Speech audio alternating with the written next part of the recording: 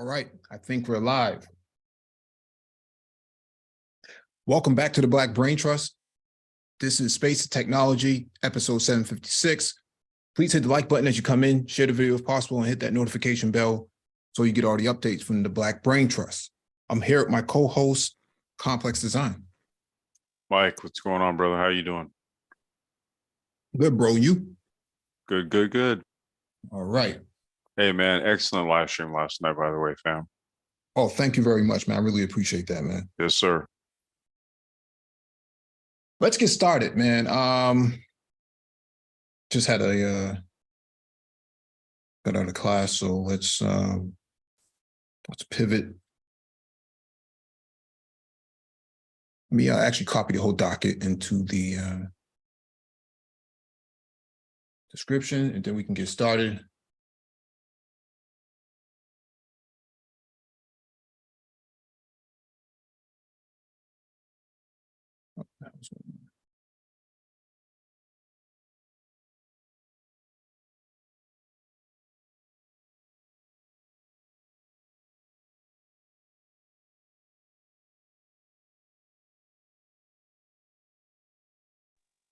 And as you guys make your way in, please hit the like button and share it on your social medias if you care to do so.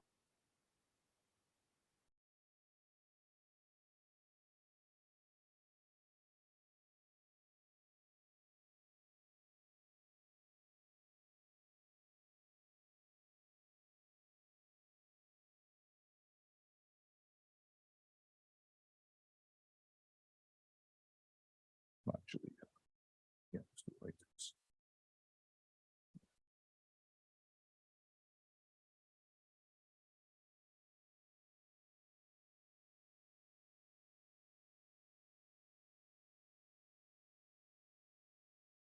All right, let's get started.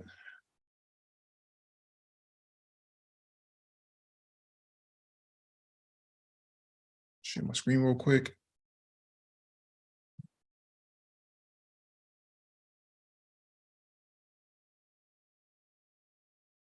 I don't know if you can see that complex or not.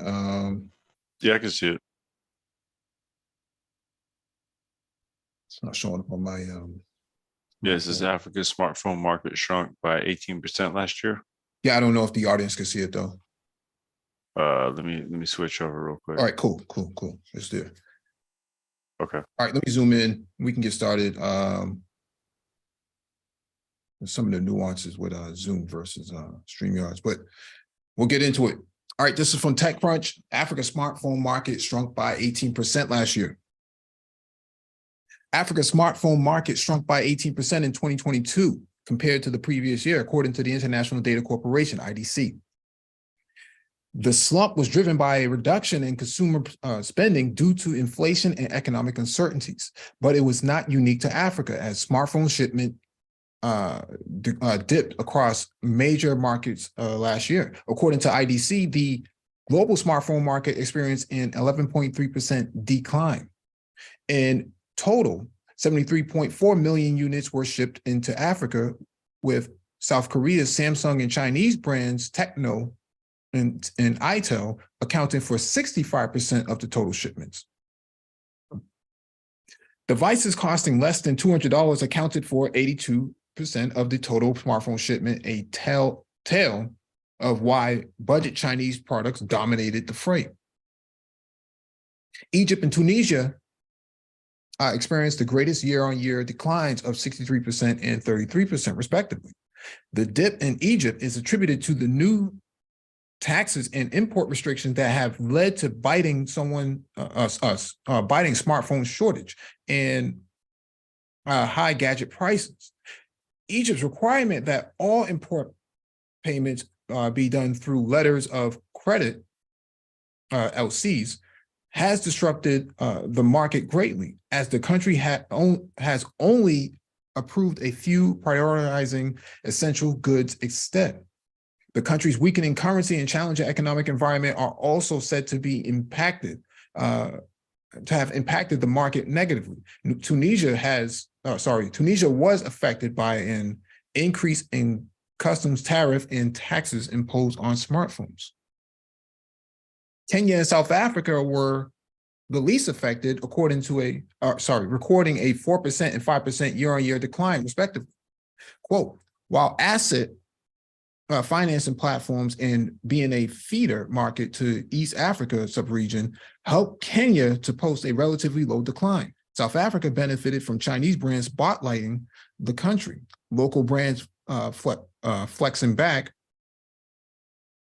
and relief grants paid by the government. Dr. Ramazan Yavuz, a senior research manager at IDC Middle East and Africa told TechCrunch. Yavuz, however, forecasts a continent-wide recovery this year. Quote, while 2022 has been a year of downturn in the African smartphone market, a return to growth is expected in the midterm. The growth will be spurred by a return to normalcy in the North African markets and influx of more affordable models to offset declining consumer disposable income in most countries across the region, he said. Secondly, the transition from feature phones to smartphones is not yet over, and a young and technology savvy population is quickly rising. These are two big factors for an optimistic outlook on the large addressable smartphone market that is yet to be served in Africa. The continent shipped about 93.4 million feature phone units in 2022, as the market also marked an 18% year-on-year drop. So what's happening here is, as demographics change, you start to see demand start to shift for a lot of smartphones, and a lot of phones just in general. Phones typically tend to change. TikTok, you can't use that on a flip phone. It just doesn't work that way. So demand starts to dip on those, but increasing demand for smartphones becomes a lot more aggressive. But if you don't have the money to afford it, how do you afford it? And so that's why Africa as a whole starts looking at fintech as a way to kind of finance the growth of these markets, because people don't have access to disposable income like that. And so you have to figure out a way to really push these devices out to the market. And if there's a demand for these sort of platforms, but people don't have the financial resources and the means to actually acquire it, you have to come up with alternative finance markets for it. Yeah. I mean, I think what we need to see is more Maras. Yep, that too. I think yeah. I think Africa is a very unique place. Most Africans that I have met, they have two phones. They have a dumb phone, or what's called they have a dumb phone, they have a smartphone. Mm-hmm. And usually 9 times out of 10, it's an Android phone. Very few people carry an iPhone. That's for the people item. Who could literally, who could pay for it. Yeah, it's too much of a luxury item. And so I say all that so that when people develop applications, they have a better understanding what the target market is. You can't just say, oh, well, the apps in the, in the Apple, in the App Store, you should go download it. Well, you're assuming that demographic has that device, mm-hmm. and they have that platform. And so when you design applications, mobile applications, you have to make sure that you're covering all demographics of users. Dumb phones, feature phones, smartphones. Mm-hmm. Dumb phones are ubiquitous on the continent because it's so plentiful and so cheap. You can pick it up, it lasts for 30 days, if not longer, on a battery. And the same thing with feature phones. Feature phones will last a little bit less than a dumb phone, but the value on it is still there, because you can still get on Facebook, you can still get on what's the other one? Google search. You can still do a Google search with those phones. Not the best phones, but at the same time, it's what those phones feature. And so when you design these applications, you have to keep in mind that not everybody has a smartphone. Not everybody is wealthy enough to have that. And so, I mean, I guess for me, when I'm bringing up Mara, mm-hmm. Because I still mess with that phone. Mm-hmm. I can't do any updates on it. based on the fact that I'm here in the US, right? But they've come out with new model phones since I acquired the Mara Z. So my plan is to grab their latest one, uh, maybe towards the end of the year. But I bring up Mara because I think Africa needs to see the formation of more companies like Mara to serve basically, because in the US, right? Outside of doing like flip phones for like seniors, because they need to be able to see the numbers when they dial them in, right? See, so flip phones that are done here, which would essentially be the equivalent of a feature phone for those of you guys listening. It would be like the equivalent of a feature phone in Africa, right? But the market here mainly is smartphones. Now you have your base tier smartphones that can run all the apps. However, there's going to be your storage and your processing power, battery size, right? There's all these different features that may be lacking on, say, like the base tier versus the mid tier versus the higher tier, right? And Mara has that. That's an African-based company that's already making phones at 3 different tiers. So I think in order to serve that market that you're talking, we need to see more of those Mara type companies. Yeah, I mean, that comes from, there was a desire to have an indigenous phone. And so Rwanda and a couple other, because Rwanda's not the only one, but Kenya, South Africa, they had the human capital and ingenuity to do it, and so they did it.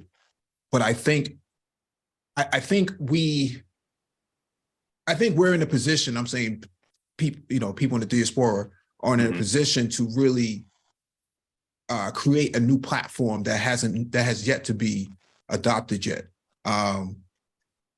Dumb phones, like I was mentioning earlier, can usually last 30+ days on a battery without a charge. And then you also take into consideration, most people don't need a smartphone. But most people who have smartphones only use about 10 apps at best. And so how do you combine, if you really think about it? No, I was going to say, I use maybe 4 or 5. Yeah, Gmail, WhatsApp, Chrome, YouTube, Chrome. And you can put social media in. Let's say any one of your social media platforms. Maybe Instagram, yeah, sure. Right. TikTok is a really popular thing. And so when you really count it on both hands, you might have a fintech platform app so that you can pay for something, or you may need to exchange money. Overall, when you really stretch it out, it's about 10 apps that most people use. Yeah. How do you create a platform, a phone, a device that can have a 30-day battery life in an environment that has, precarious electrification, and still have smart enabled features, right? And so I think there is a market for that, but no one has been able to really challenge it yet. When we talk about a smartphone could probably last maybe 5, 6, 7 hours with power use. You'll be lucky to get past 10 hours with a smartphone. In Africa, you may go 10 hours without any electricity for the time being. So that's just the reality. That's just the reality. And so we have to design, when we design apps, when we design platforms, we have to design it around who the broader target demographic. All right, this is from agfundnews.com. Brief. Swarm Farm lands $8.3 million to move autonomous farming beyond driverless tractors.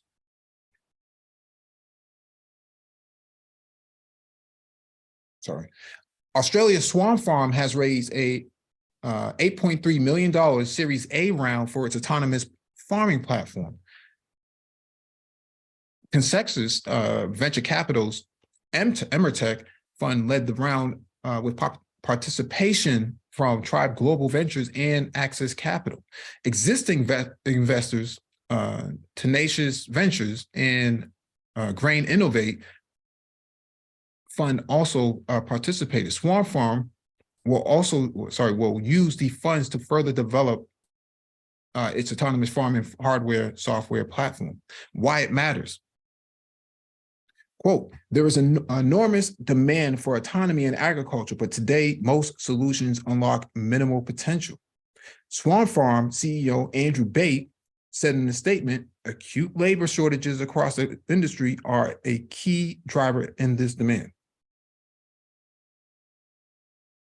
While many companies are making driverless tractors and developing niche robotics solutions in agriculture today, we believe that there is a third category of autonomy that combines the robot and the application within a development framework that will allow farmers to customize their equipment for their needs and allow developers to bring their innovations to life much more rapidly.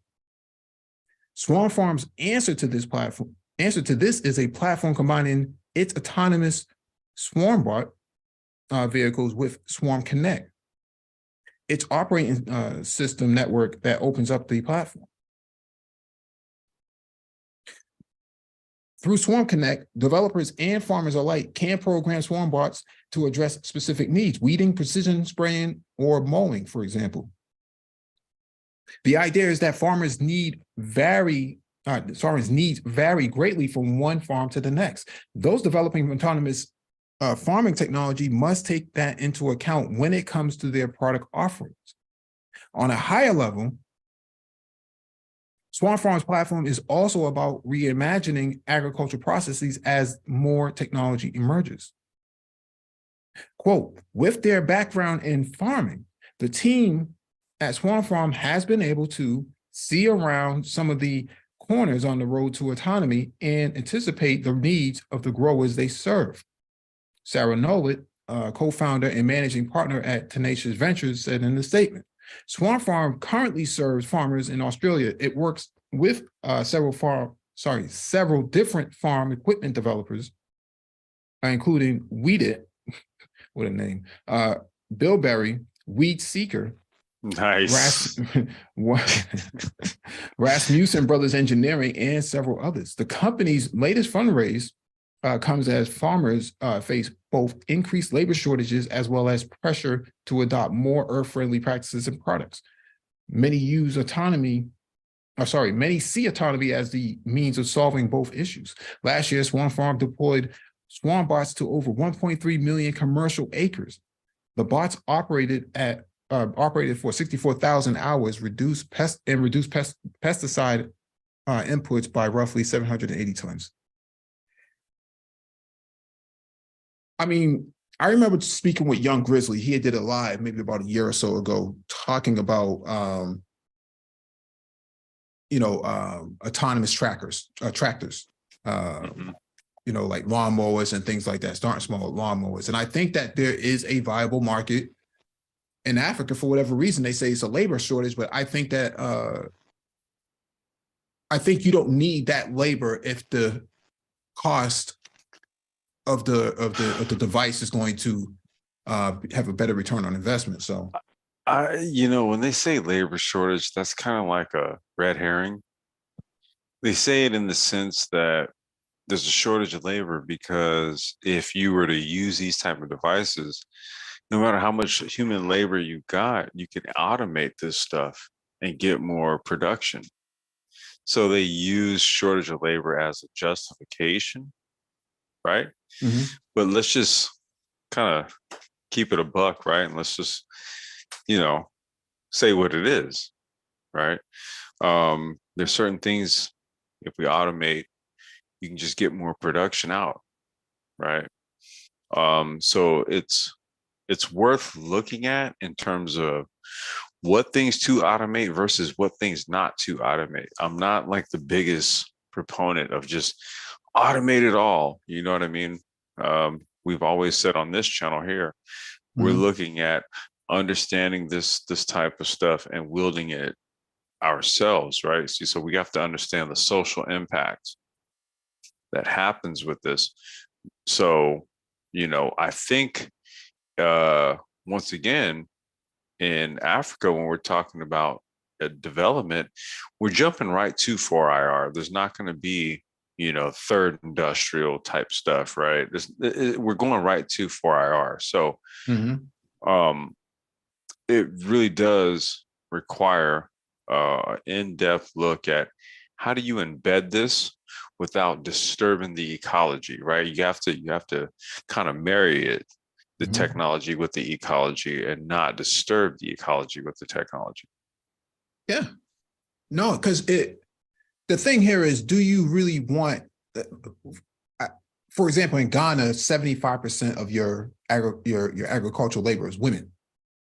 And do you really need those women doing that sort of labor, right? That manual labor. And if I can shift that labor to a device, I may be able to free up that labor to go do something else rather than to lay them off, right? I think different continents, different regions have different labor capacity, but what I'm saying here is I may not need, 50, 60 women on the farm doing that same menial 19th century labor. I may be better off shifting that repetitive process to a vehicle, a drone, right, a manned vehicle, and then taking that labor to do other more complex things like breaking down and packaging and things like that. So I was going to say that's kind of where we're looking at efficiency, right? We're looking, I mean, dude, Africa has so much land. Okay. Let's look at how this is a whole digression. I don't want to go down that path, right? But let's just kind of cap it right here.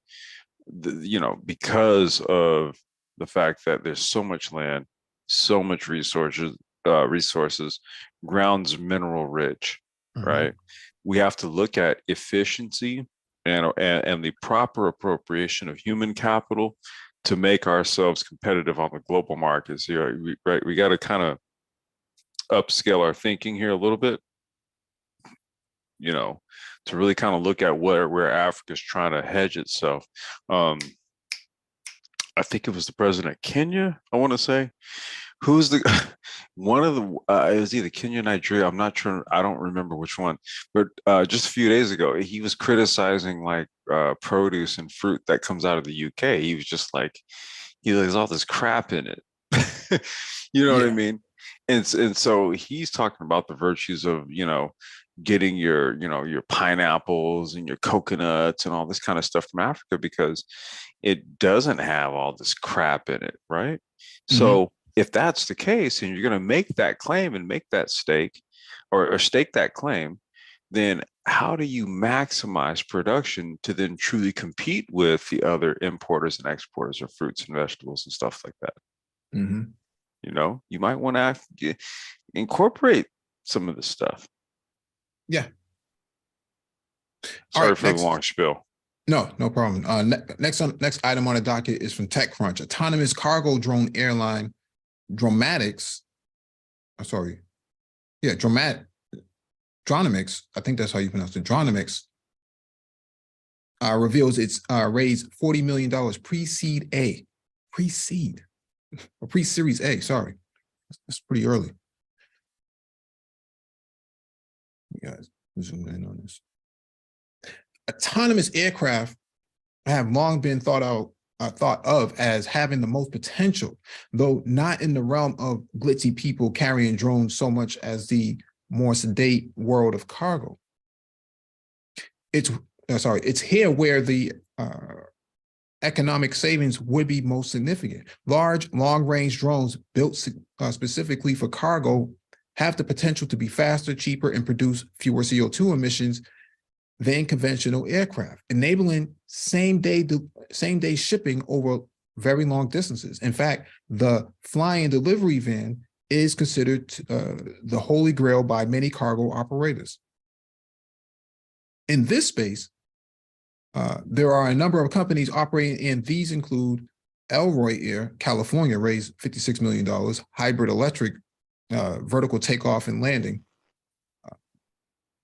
so therefore short range. Nautilus, California funding undisclosed, uses a blended wing body and is a longer term project entailing probably quite high cost in certification and production. And Beta, Vermont, $886 million raised, which is an electric vertical takeoff and landing. I think. Hey, Mike. Yeah. Also, what was it? Maybe a week or two ago, we covered. Was that FedEx? Just invested in some drones, pilotless drones. Yeah. Yeah. Mm-hmm. Yeah. Into this space out of Bulgaria comes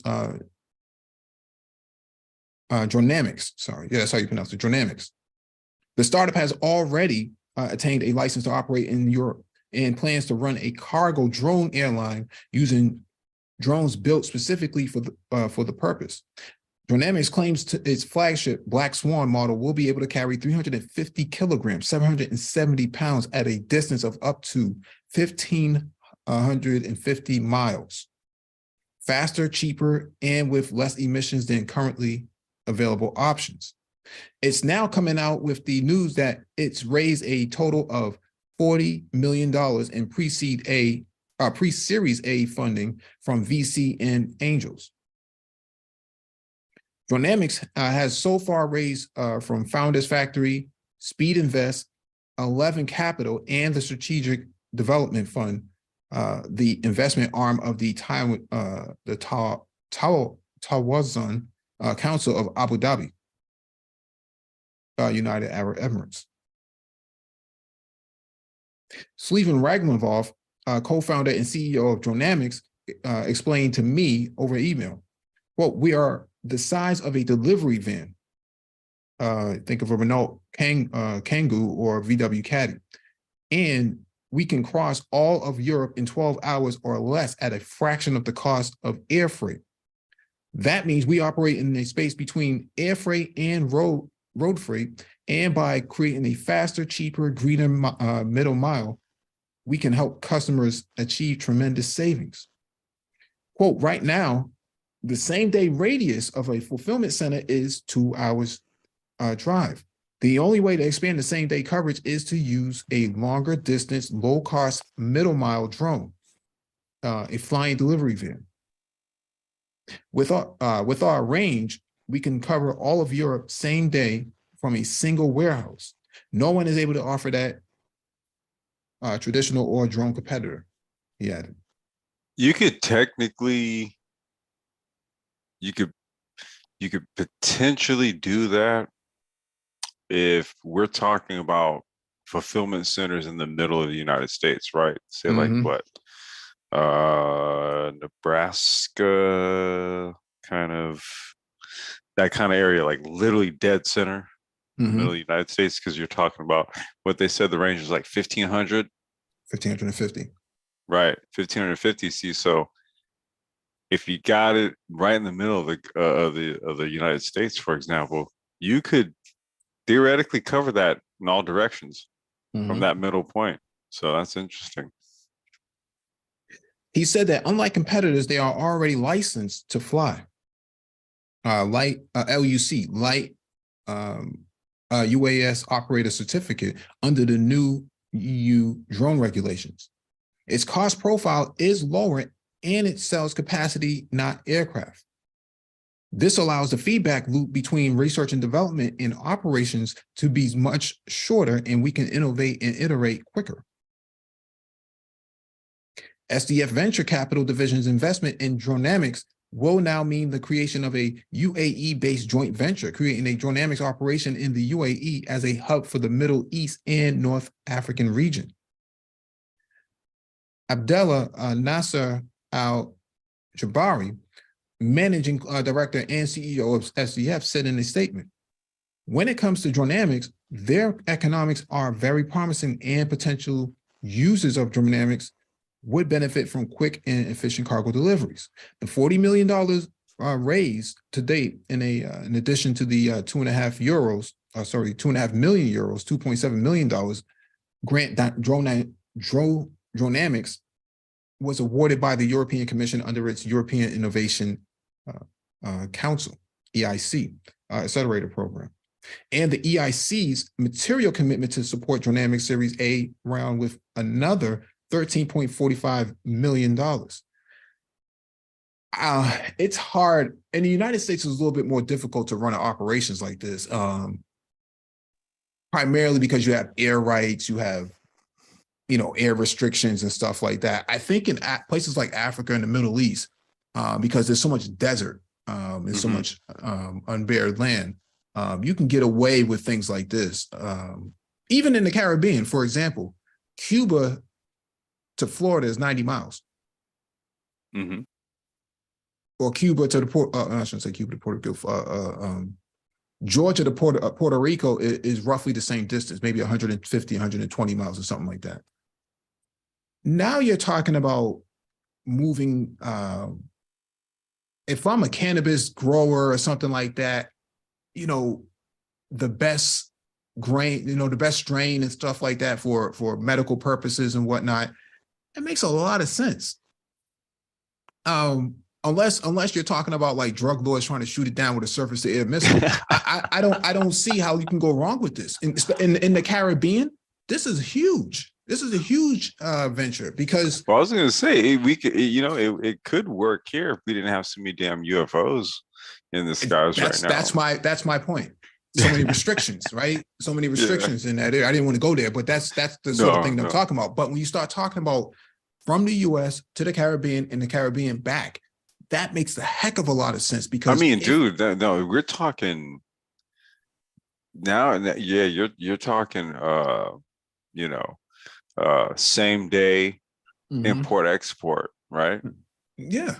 Because if you had to wait for JetBlue or whatever you name your airline, with all the delays and people not sitting in their seat and stuff like that, I mean, the cost to run an airline like that is tremendous. You're talking like $30,000 just to fuel a plane or something like that, whatever it costs. Right.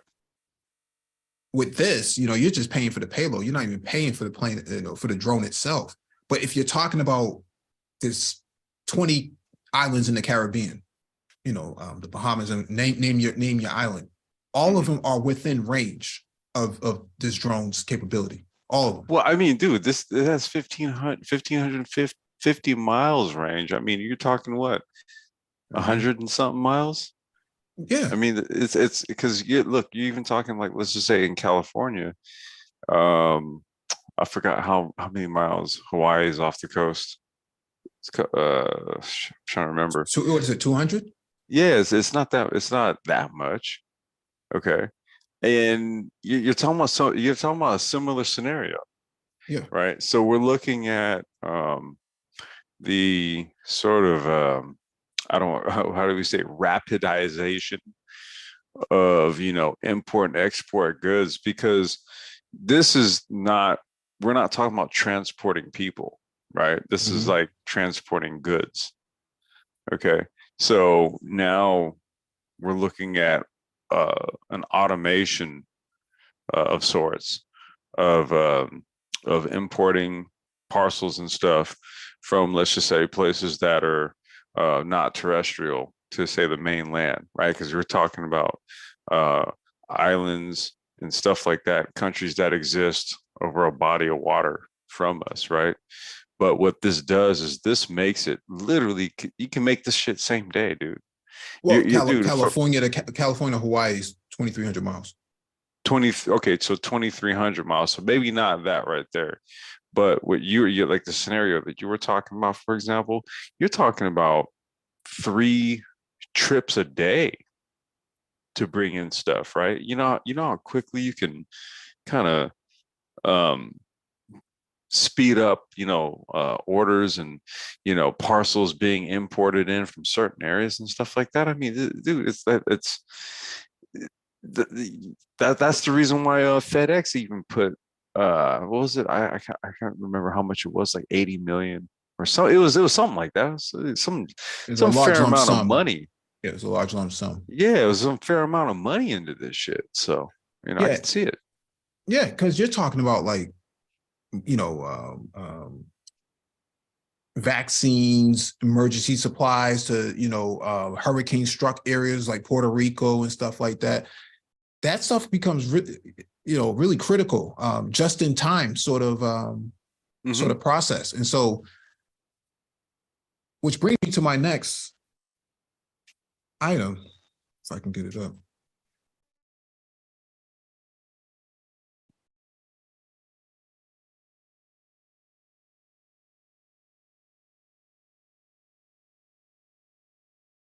Yeah, let's go to the next item here because it runs concurrent with this. I wanted to make sure that we cover all this.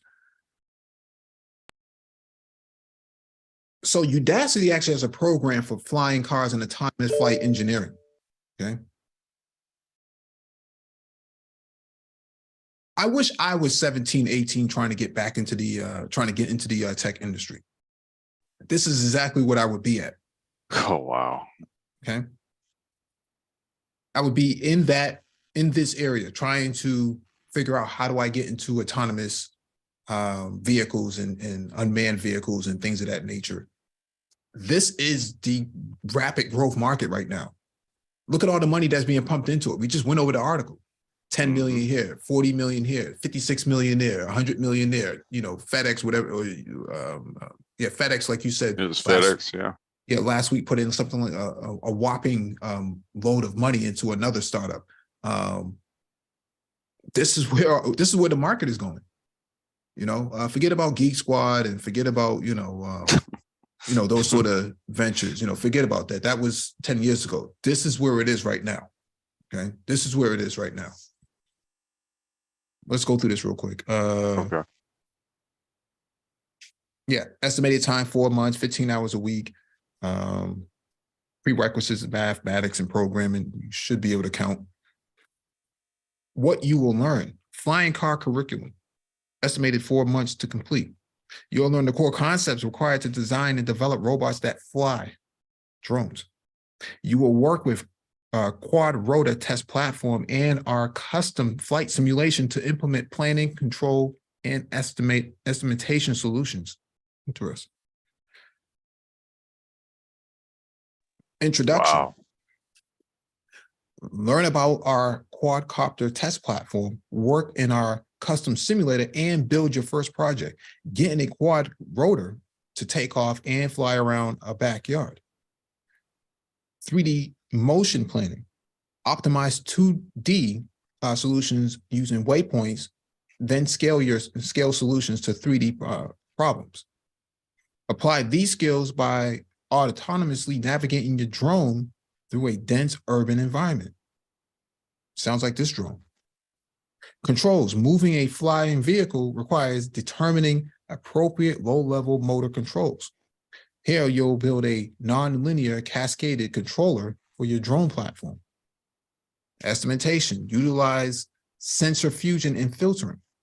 Design an extended Kalman filter, EKF, to estimate attitude and position from IMU and GPS data of a flying robot. And then there's an optional fixed-wing aircraft. Learn the dynamics of fixed-wing flight and apply what you've learned by writing code to control fixed-wing aircraft in simulation, which is exactly what that drone was doing. That was with the drone, the one that we were just looking at, versus say like a quad rotor or something. Yeah. Yeah. Yeah. Yeah. So how much does this cost? Shit. Wow. Let's see. Oh, look at that. Are you serious? $1,356. Oh my God. It's the cost of a live stream that you see guys talking about, matriarchies and gynocracies. I see nothing wrong with this. I see absolutely nothing wrong with this. If I was trying to get into the tech industry and I had a lot of time on my hand, I would do this. Dude, may as well. I would do that. Okay. I mean, because here's the thing, dude. And okay, Mike, we talk about this shit like as if it's just like, how easy it is. But just think about this stuff, right? You take that course right there, and then you go and grab you couple of drones, off of Amazon or whatever, and you get to hacking away.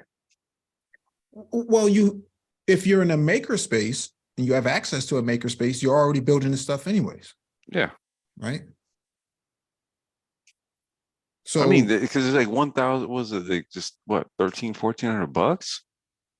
Yeah. That's a that's a few cup of coffees or something like that. A few super chats. It's a couple let's say a couple live streams. Yeah. Yeah, it's a couple of live streams.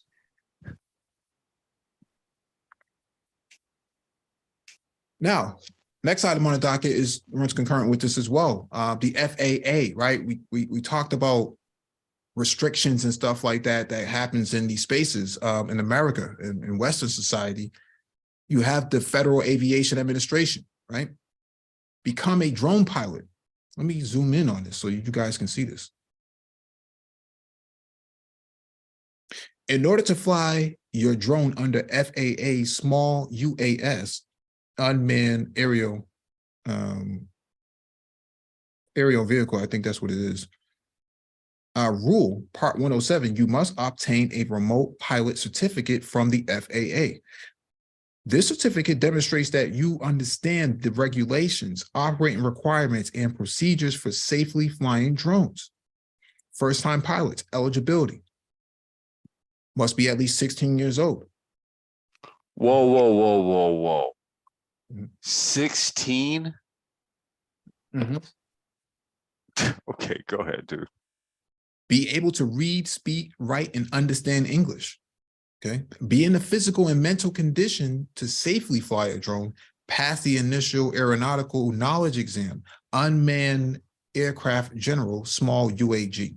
Okay. So wait, Mike, just so I understand, you mean you have to be 16 years old and just have a good grasp of the English language, and you can get certified to be a drone pilot? This is why I said earlier, if I was getting into the tech industry 17, 18, this is where I would be. Oh my God. This is where I would be, right? And so requirement for remote pilot certificate. So in the event that you can't, physically move, it must be easily accessible by the remote pilot during all UAS operations. Certificate holders must complete an online recurrent training every 24 calendar months to maintain aeronautical knowledge resistency. Navigating the process to become a drone pilot, there's a whole entire process that you want to go through: integrated airman certificate certification and rating application, IACRA, right? Profile prior to registering for the knowledge test. And the obvious things about, you got to have a government issue ID and so on and so forth. Will a school ID be okay? Maybe. I'm sorry, dude. Yeah. Applicable regulations relating to small unmanned aircraft systems, rating privileges, limitations in flight operation, airspace classification, operating requirements, aviation weather resources, and effects of weather on small unmanned aircraft performance. Okay. Crew resource management, emergency procedures, radio communication procedures, determine the performance of small unmanned aircraft. Physiological effects of drugs and alcohol, aeronautical decision-making and judgment, airport operations, maintenance and pre-flight inspection procedures. They're not just talking about, a DJI drone, okay? We're talking the big stuff that we just saw on screen from Dronamics. Yep. That's what they're talking about. Okay? Yep. This wasn't around when I was younger. None of this stuff was around. And so when you start talking about emerging tech and getting involved in some of these areas, this is what it comes down to. 16? Are you serious, bro? Crazy. Wow. That's all I can say. Crazy. Let's get to the next item on the docket. I can't relive my youth like some of these other guys can, but Yeah, it's a little too late in the game, dude. Yeah. I so wish, dude, this was around, dude, when I was 16, bro. Are you serious? Wow. It's a great time to get into tech, man. It's a great time to get into tech. Telling you, man. If I had a child, this is exactly what I'd be doing. Cramming them, nonstop through this stuff. All right, next item on the docket is from Yahoo Finance. Robotaxi tackling a two-headed situation of self-driving safety unpredictability. Zook's CEO.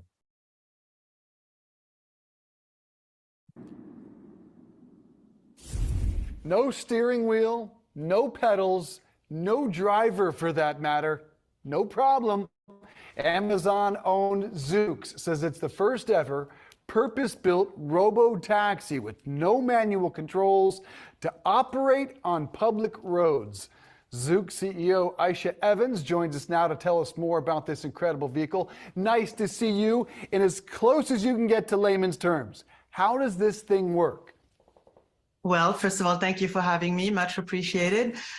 We use technology around AI, industrial design, and also sensors and compute to basically have a robotaxi that takes you from point A to point B the same way today when you use your app to order somebody to come take you. Well, this time with Zoox, the robot or the robotaxi will come pick you up and get you where you need to and drop you off. So Aisha, it's very, very cool. I think there's a lot of hype surrounding this. What are the limitations, though, of this, and how are you working to address that so you will be able to use this vehicle more often? Safety is absolutely critical. You need to be safe in all situations. Second, it's sort of a little bit of a two-headed situation. On the one hand, humans make a lot of mistakes driving, as measured by fatalities from crashes. But on the other hand, 40,000 fatalities is not acceptable. But we also drive collectively almost 100 million miles for each fatality.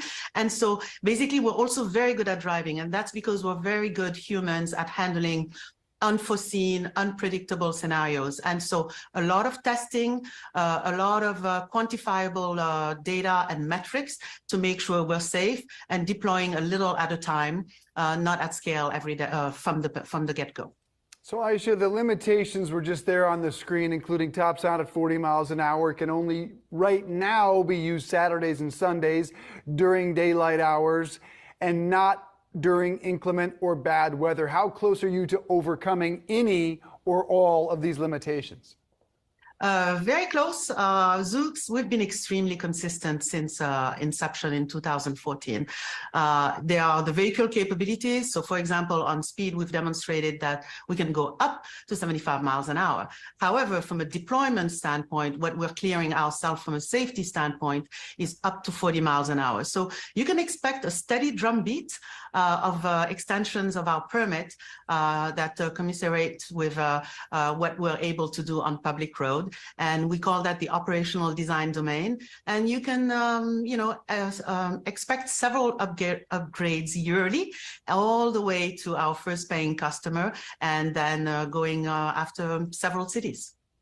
Well, Aisha, let's talk a little bit more about the use case for this, because I think a lot of us, when we were talking about, at least in our morning meeting, we were saying whether or not this would be used more as a corporate shuttle, shuttling employees from one place to the next, which I know is very popular out in California, if it could be used for deliveries. What do you see as the use case for this in, say, 5 years from now? So first step is humans, let's take the United States. We've already proven, there are companies that exist today, we've already proven that we like mobility on demand. For example, I live south of San Francisco, but every time I'm headed to San Francisco, and especially on an evening for a date with high heels on, I order a mobility on demand service. And so the demand is there. So that's the first step. It's basically, instead of a human-driven passenger car, the robotaxi will take you and then take on the next customer. And then eventually, we'd like to make a dent on personal car ownership. I mean, transportation is really a service at the end of the day. We'd like to get to the point where we start having less cars on the road and have higher utilization. That doesn't mean all passenger cars will go away, but making a dent in that would be good for all of us, society, the environment, and so on. You're Amazon owned, so the obvious question is, do you foresee a time when these are making Amazon deliveries? And if I could just tag one on to that, in terms of fully autonomous vehicles, we all think of Elon Musk, just had 360,000 vehicles recalled. How different is your technology than the one employed at Tesla? There was 3 questions in one. All right. Just two.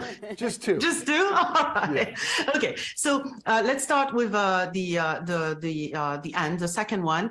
Look, we built something very different than what Tesla does. I can't really comment on what's going on with them, not because I'm evading it, but because I don't actually know.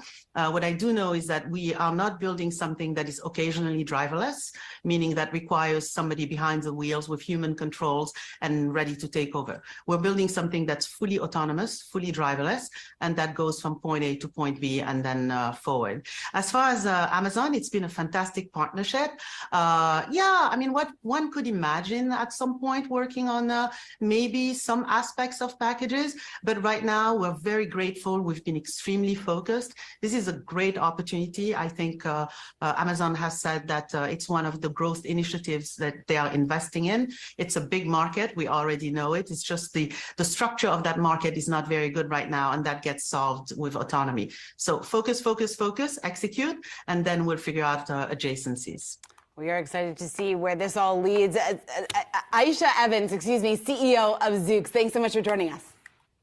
So there you have it. I think, in my opinion, I think Zoox is probably going to be a front runner above the others, primarily because they're focusing from the get-go on exactly that.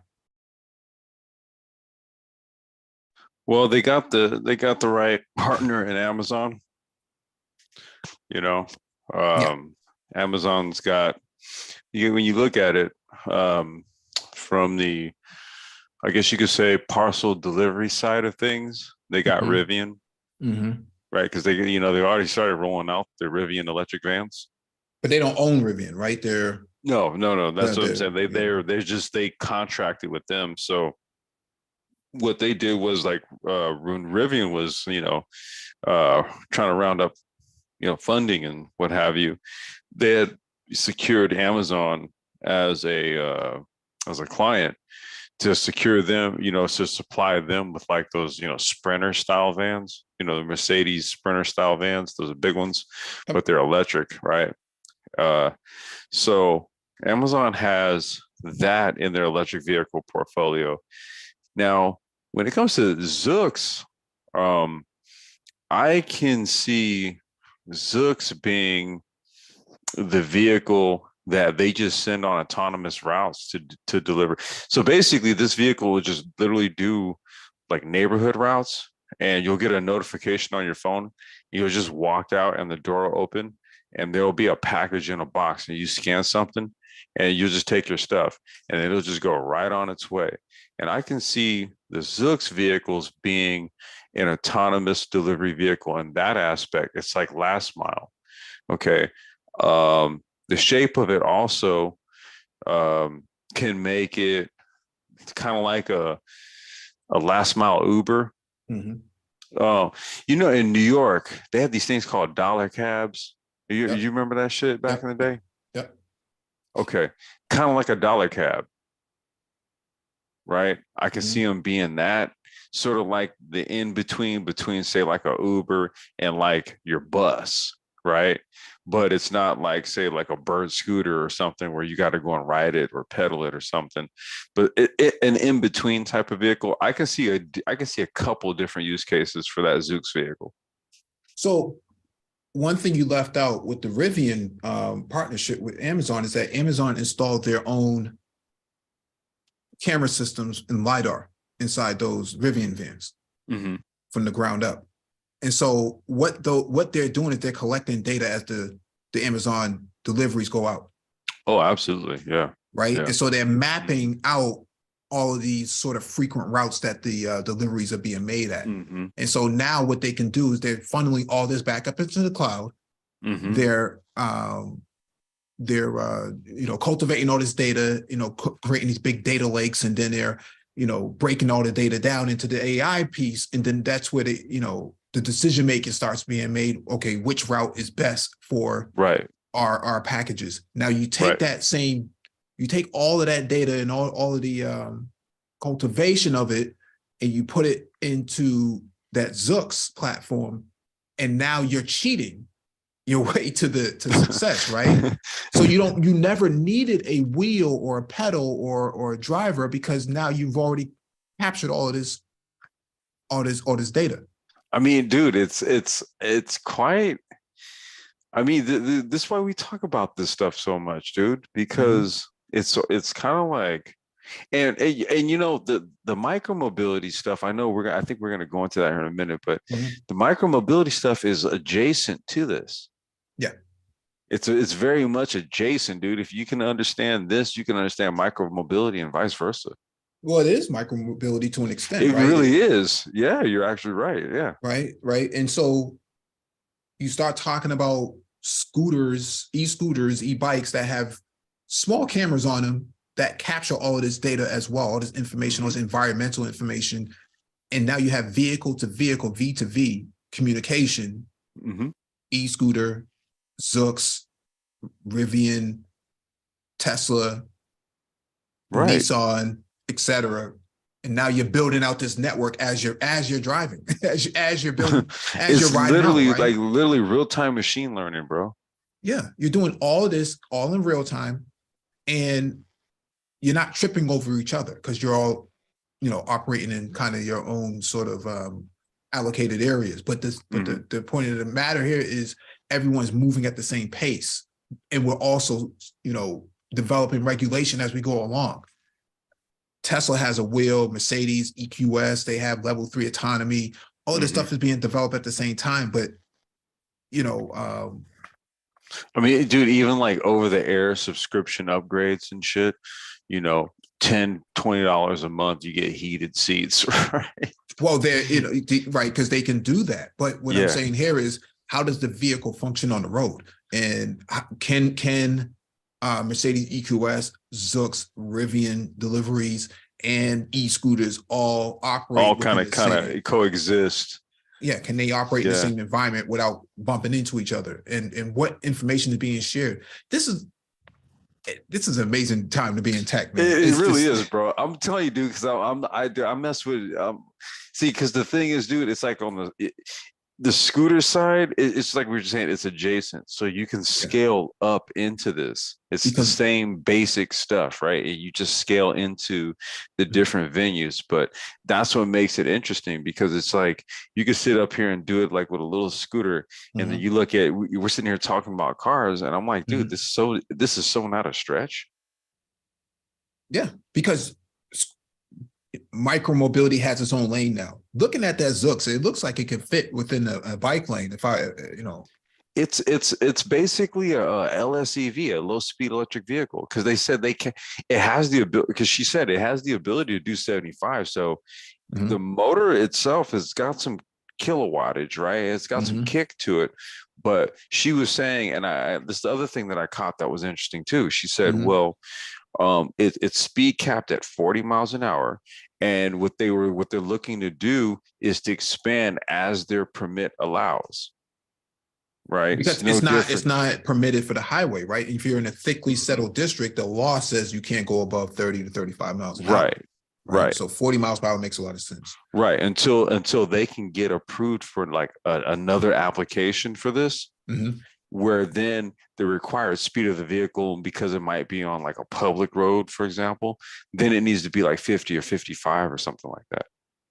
Well, not necessarily, because not all roads go 50, 55 miles. No, I'm saying, right? I'm saying, like, what if there was some other use that they got this thing approved for, right? Well, that would mean that the environment would have to shift, right? The policy would have to shift, that HOV lanes have to be designated for these Zoox style vehicles.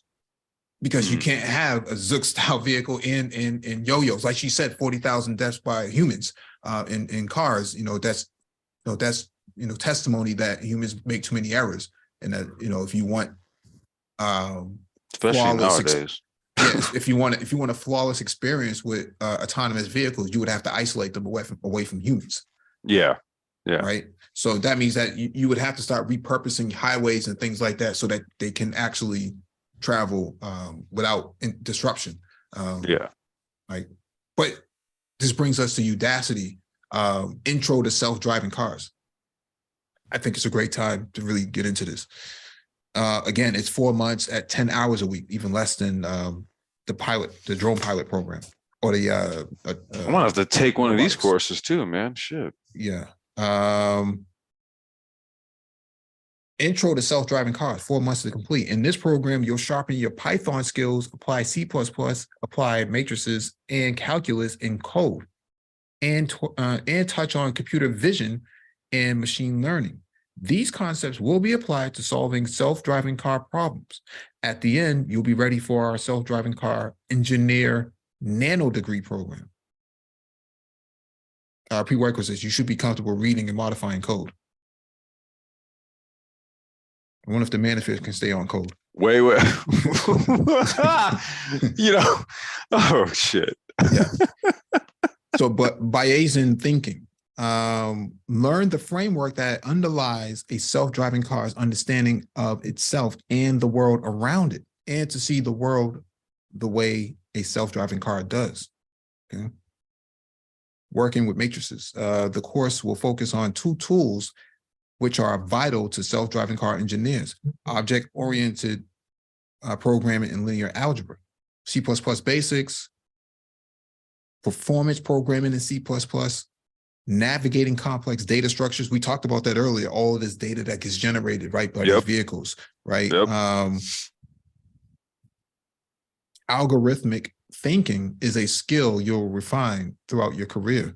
In this course, you'll focus on frequently used data structures and algorithms, visualizing calculus and controls, machine learning and computer vision. In this course, you'll learn how a computer sees an image and how we can use machine learning to teach a computer to identify images programmatically.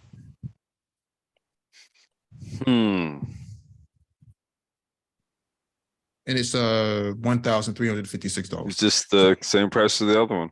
Yeah, it's a nano degree program, right? Yeah. So what I wouldn't give right now to be 18 again. Bro, I'm just saying, you take this stuff, dude, you could like literally take this course if you know what you're doing, right? Because it said what you gotta know some code work, right? Gotta know how to do some coding. But you got ChatGPT for that, right? Okay, or there you go. So we just talked. We got a shortcut. All right, so let's do this. Right. So we're talking about what? Using AI, let's just say, as an assistant to help you with your code stack and all that. Throw it on an Arduino, testing out on an RC car. If we want to keep it like super cheap and efficient to really hone your skill set, get you a little cheap RC car and, run your stuff through an Arduino, your code stack through an Arduino, plugged into the controller on the RC car, and you got your little laptop or whatever. No, right? they have Raspberry Pi robotics kits. They have all that already. I'm just saying, dude, it's like you use case it on something, because look, an RC car and a full-size electric car, an LSEV, they all use the same type of components: motor, battery, controller, right? So I'm just saying, for the investment to learn and understand this stuff, and then to really kind of develop, maybe like your own applications and stuff, dude, you could use an RC car to do that. That's why you were like, what I would love to be 18 again. Fuck yeah, me too, man. Yeah, Harold George in the chat says, I'm thinking what it can do for security and law enforcement. Well, oh my God, dude, we're talking about security bots. Well, what we do know is that Ford has a patent in place, or a patent submitted for their interceptors, their Ford Explorer interceptors for police and law enforcement, that has autonomous capabilities. Basically, it will find the best route to an incident, and it would be hands-free. So it has that. We know that the new Explorers have that functionality. Ford submitted that patent, I think, before the pandemic. Interesting. Okay. So now you're talking about if an officer was impaired, or let's say an officer, if the vehicle's armored up, like most Explorers are armored up, especially if it's purchased by the government, federal government. If they had to go into a situation where there was a hostile actor, hostage negotiation, or something like that, they could actually get out of that vehicle, have the doors open because the doors are armored up and the windshield is and the vehicle just moves. The vehicle would move based on the officer's sensors on his body, right? That would be a use case where I don't need to wait for an MRAP to come in. I'm going in right. what I have. Exactly. Right. Yep. So these sort of things are already these sort of things are already All right, this is from TechCrunch. Toyota Research Institute's robots leave home. TRI SVP Max, I won't pronounce his name, discusses the research wing's learning changes and challenges.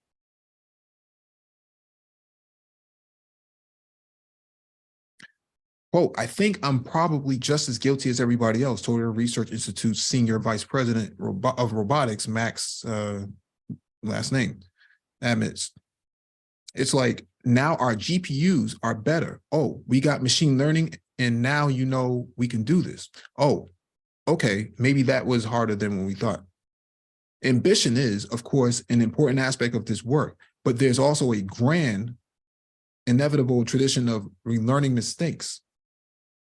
The smartest people in the room can tell you a million times over why a specific issue hasn't been solved, but it's still easy to convince yourself that this time, with the right people and the right tools, things will just be different. In this case of TRI's in-house robotics team, the impossible task is the home. The lack of success in the category hasn't been for lack of trying. Generations of roboticists have agreed that there are plenty of problems waiting to be automated, but thus far, success has been limited. Beyond the robotic vacuum, there's been little in the way of breakthrough.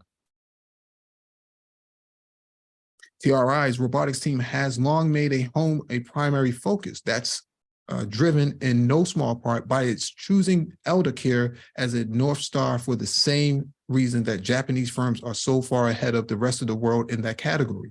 Japan has the world's highest proportion of citizens over the age of 65, trailing only Monaco, a microstate in Western Europe with a population of fewer than 40,000. In a world where our health and wellness are so closely tied to our ability to work, it's an issue bordering on crisis. It's the kind of thing that gets Yale assistant professors New York Times headlines for suggesting mass suicide. That's obviously the most sensationalistic of solutions, but it's still an issue in search of meaningful. It's still an issue in search of a meaningful solution. As such, many Japanese roboticists have turned to robotics and automation to address issues like at-home healthcare, food preparation, and even loneliness. Wait, did you say loneliness? I guess that's. I don't have to.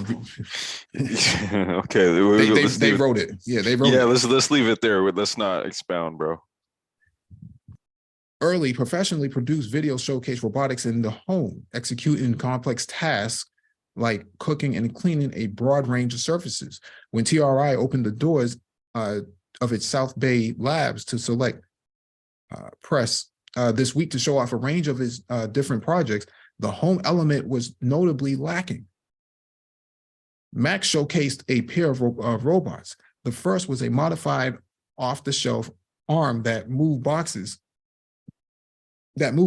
from a pile onto a nearby conveyor belts in a demo designed for unloading trucks. one of the most difficult tasks to automate in an industrial warehouse setting. The second was a wheel robot that goes shopping. Unlike the warehouse example, which had standard parts with a modified gripper, this system was largely designed in-house out of necessity. The robot is sent out to retrieve different products on the shelf based on the barcodes and general location. This system is able to extend to the top shelf to find items. Before determining the best method for grasping the broad range of different objects and dropping them into the basket, the system is an outgrowth of this team's pivot away from home-specific robots. Interesting. To the side of both robots is a mock kitchen with a gantry system configured to its top of its walls. A quasi-humanoid robot hangs down, immobile and lifeless. It goes unacknowledged for the duration of the demos, but the system will look familiar to anyone who has watched the team's early concept videos. I think we covered this a couple of years ago. Stop and Shop had this 7-foot tall robot that could actually scan all the items on a within the grocery store shelf. Walmart has something like that too. Yeah, I think they're all using the same company. But the thing here is we kind of covered something similar to this a few years ago, but now you're starting to see these things are starting to pick these items up, right? So now you start talking about Instacart, right? These people who go out and do grocery shopping for other people. Well, now this robot is trying to take that labor, right? Do the picking. Right? Right? It'll just pick the stuff. You just get it. Yeah. You just get it and deliver it. And even then, we just covered Zoox and, the potential for their potential for last mile delivery. So imagine a bot. Instacart works with Amazon. It picks, right? Puts it in the Zoox. It does its route, pings to the customer. Like literally no one touched anything. Mm-hmm. Yeah. To be totally honest, the challenge problem kind of doesn't matter. Max explains. The DARPA robotics challenges, those were just made up tasks that were hard. That's true of our challenge tasks too. We like the home because it's representative of where we eventually want to be helping people in the home. But it doesn't have to be the home. The grocery market is a very good representation because it has that huge diversity. In this instance, some of the learnings presented in this setting do translate to Toyota's broader needs. What precisely constitutes progress for a team of this nature is a difficult question to answer. It's certainly one of the top of the mind. However, as large corporations have begun cutting roles in long-tail research projects that have yet to deliver tangible, monetizable results. When I put this question to Gil Pratt yesterday, the TRI boss told me, Toyota is a company that has tried very hard not to have employment follow business cycles. The car business is one that has booms and busts all the time. You may know that the history of Toyota is to try not to lay people off when times are tough, but instead grow through a couple of things. One is shared sacrifice, where people take up the cause. The second is to use those times to invest in maintenance plans and education to help people get trained. That's how you run a company. It's not for nothing that Toyota is one of the best in the automotive industry. That's how they think. Okay? Not only that, but this is the reason why they're poised to really dominate the hydrogen fuel cell market in terms of cars. Because I agree with their assessment on that you don't have, you don't have the range capability to in infrastructure to really back up electric vehicles to that extent.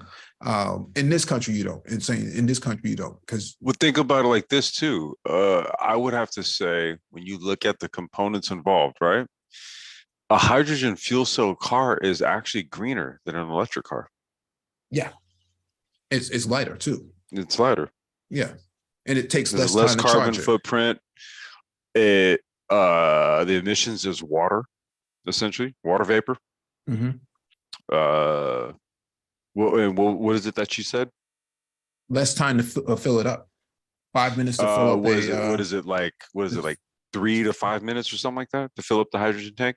Yeah, for a subcompact, and then you're talking about, a few hours for an electric vehicle to go from empty, to full at level 3 capability, right? Mm-hmm. So there is some nuance there that I think Toyota is hitting on.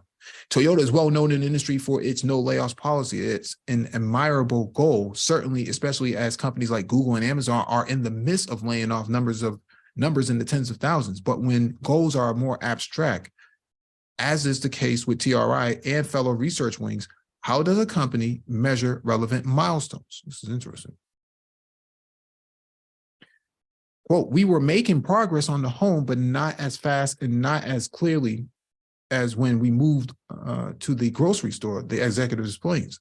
When we move to the grocery store, it really becomes very evident how well you're doing and what the real problems are in your system. And then you can really focus on solving those problems. When we toured both logistics and manufacturing facilities of Toyota, we saw all those opportunities where they are basically the grocery shopping challenge, except a little bit different. Now, instead of the parts being grocery items, the parts are all the parts in a distribution center.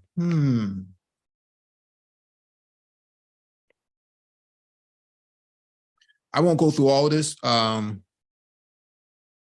but I think the gist here is Toyota is focusing on areas where elderly people are most challenged. Most elderly people can't reach, high shelves above their heads because their arms don't extend that far, and, mobility issues. And you start talking about moving heavy items into a carriage or something like that. And then you start talking about Amazon's delivery service that, I don't know if you know the Samsung TV refrigerators that have the functionality on there where if your milk goes low or something like that, it can scan it and know it automatically and then go reorder. Yeah, I got a one of those. It's not hooked up, but it's one of those LG ones where you can put the refrigerator on your Wi-Fi, right? Right. It does give some notifications. I don't know if it doesn't do that. It doesn't do that. Right. But the point of the matter here is that the smart home is becoming more of a reality, and I think Toyota is trying to replace, that challenge, right? That is describing is talking about that challenge where elderly people can't pick up certain items because it's too heavy or because they don't have the dexterity anymore. Well, all these things have like a needs based sort of use case first, right? Then they become more of like a feature or a convenience where your average person just wants to use it, right? And I can kind of see that with this, right? Dude, like, Toyota's been around, shit, how many years? I was just, because they just handed over the reins to, I think, the grandson of the founder of the company. 100 years at least. Yeah. They've been around that long for a reason, right? Yeah. So you have to kind of understand like the needs of the future, right? And kind of hedge on these types of things. You don't know for certain, but if you want to stick around, you're looking at your other competitors, and Honda's into robotics, right? Remember they have the little dog, and then they have the IBO. Was it the robot? ISO, right? The robot. AISO, right? Then you had I'm trying to remember who else. I'm just saying, dude, all the automotive companies and stuff like that, dude, they're all into robotics and all this other shit. Mitsubishi, for example, they make industrial robotics. Well, right? they would have to be, right? Because their factories are dependent upon it, right? Right. Right. Less unpredictable. Right. And so, so that means that the robotics side of that becomes kind of like an extension business, so to speak, right? Where they're now looking at, okay, well, what can we do with robotics? Right. And then they start getting off into all the various use cases, toys, for example, Yep. right? And then they, like you said, the ISO. Listen, for the people who had the money and wanted that thing, you could buy it. I forgot how much it was, dude. It was like 5 figures. Yeah. I can't recall how much it was. But I mean, hell, remember Sony? They had the dog. Yep. Back in the day. You know what I'm saying? Nintendo had Burger Time. They where was it? Was it Rob the what was it? Yeah, Rob the Rob the Robot. Rob the Robot, right? Yeah. Dude, the glove, remember? Yeah, but The power glove. Yeah, but that wasn't automated, right? No. I'm just saying, like the different type of technologies that they're dealing with, right? Right. You know what I'm saying? Like they're use casing it through like saying, oh yeah, play games with it. But dude, in all reality, they're like hedging on the future on all this shit, right? Yeah. So now, yeah, we're here where Toyota's like hedged on hydrogen fuel cell. They're like, okay, well, we're gonna bet on this versus battery technology. And I gotta tell you, dude, hydrogen fuel cell, I'm starting to get a little more and more sold on it. Okay. Just as a over the long term, I can see that being more reliable than say like EVs that may succumb to say cold temperatures, for example, right? So Toyota's test in cold weather, no problems, right? Mm-hmm. Robotics, these types of things that we're talking about here, look, they're going to, you gotta be that type of company, man. And I think they've got the right approach to this. It's Toyota, dude. I think their business model is easy to copy over. It's actually a very much a Booker T model, right? If you really want to go into it. I mean, we don't have time to go into it right now, but if you really think about it, the repurposing of labor, right? You're not getting rid of people. You're trying to upskill them so that they can be repurposed for other areas. Dude, I gotta send you the video, Mike. You know what they also did here recently? Mm-hmm. They took the Hachiroku, the AE86, like the 80s, the 86 Toyota Corolla GTS, right? World famous drift car, right? Toge drift car. Dude, they made an electric version of it. Mm-hmm. Okay. And they had like one of the original versions of the car, and then they had one of these cars all electric. Okay. This may even be something that Toyota is looking at here in the not too distant future, where what they start to do is remanufacture their older line of cars electric. Makes a lot of sense. Yeah. See, so that was another sort of slick use case that they did, right? To kind of not be 100% frozen out of the electric market, right? But to make it something to where it's like, hey, look, if somebody wants to pay $35K for an electric AE86, right? They'll happily, ship the components to a dealership, assemble it, and you come pick it up, right? So Toyota has some very interesting business use cases with the technologies that they've invested in. But I'll send you that video so you can check it out. All right. This is from nycstreetblogs.org. V-Day special, bigger cargo bikes and last mile warehouse regulation is a match made in heaven. Weren't we just talking about this? Oh, God. Strawberries and Cool Whip, the Macho Man and Miss Elizabeth, right-sized cargo bikes and regulating emissions at last mile warehouses. All of these go together in this season of love. But New York State still needs to make the last one happen. On the one hand, the city sorely needs to integrate cargo bikes into its online retail's addiction.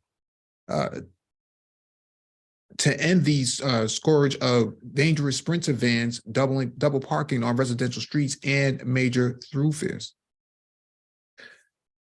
That's where last mile warehouses come in. The facilities which provide the goods to be delivered are proliferating across the city and bringing with them issues of auto pollution and truck traffic. A pair of bills in Albany tackle each issue separately, but are a match made in heaven, according to advocates and insiders. Let me zoom in on this. One proposal from Assembly Member Marcela Mitianis would allow the State Department of Environmental Conservation to regulate the indirect emissions from last mile warehouses or emissions that are associated with transportation into and out of the warehouses. The bill would, among other things, require current and future last mile warehouses to create plans to reduce transportation-related emissions through the use of zero emission vehicles like cargo bikes, for example. It's possible suitor is State Senator Jessica Ramos' 4-year-old proposal to expand the size of legal cargo bikes from 36 inches to 48 inches wide, providing the essential counterpart to an Albany effort to regulate emissions tied to last mile delivery warehouses. Put together, the bills offer an opportunity to tie the industry's growth to low emission trips, according to environmental activists who've worked to reduce emissions associated with the proliferation of warehouses in New York City. The bills complement each other, said New York City Environmental Justice Alliance transportation planner Kevin Garcia. Quote, the indirect source rule would create a review of emissions from all e-commerce warehouses, but it also looks to reduce and mitigate the emissions from the warehouses. We see cargo bikes really being part of that, but we need to be able to have bikes that have greater capacity, because what we want them to do is to replace the delivery vans that are zooming through our residential neighborhoods when they are going to or leaving the facilities. Oh my God, this is so frustrating. So it's an example of a cargo bike right here, towing a larger box. Hey, Mike, did you get that video I sent you earlier this morning? I put the link in the back in the chat. Oh, okay, private. okay, I'll get to it. Yeah. Momentum is building for both proposals. Mitianis first introduced her bill last year, but this year picked up a state Senate sponsor in the form of Deputy Majority Leader Michael Giannis, which could help the bill's odds in the upper chamber. Ramos's cargo bike bill, meanwhile, made it through the Senate Transportation Committee this year for the second straight year, and is expected to pass on the full floor of the state Senate like it did last year. The bill is sponsored by Assembly Member Chantel Jackson and has been officially introduced into the Assembly Transportation Committee, where it passed last year but stalled out in front of the full Assembly. This is why. I was going to say, Mike, you know what? Go ahead, dude. I think we were going to say the same thing. Go ahead. Go ahead. No, this is why politics is important. Okay. None of this is going to happen. There you go. None of this is going to happen unless you had the right people in charge. Okay. Mitianis' office said that she hopes her warehouse emissions bill can make it through the Assembly this year and give it the last mile regulation effort a boost. Quote, you want to make sure that we're able to mitigate the environmental impacts that these facilities already create in our communities, because a lot of them are being built in a low-income communities of color that have extremely high asthma rates, said Emmett Mendoza, Mitianis' chief of staff. Quote, if Jessica's bill gets passed and signed into law, it does definitely give us a boost, because it shows that the state is already on a path towards making sure that we're providing alternative transportation to vehicles that contributes not only to the health complications and issues, but also to the climate crisis. City officials have taken baby steps to integrate cargo bikes into the local transportation world and highlighted them as essential to sustainable freight policy in the fabulous New York panel. the cargo bike industry has said it's ready and waiting to jump into New York City with both feet, but only if the legal size of the bikes increases to allow electric cargo bikes that actually can transport goods effectively. This is I why was you gonna need, say that's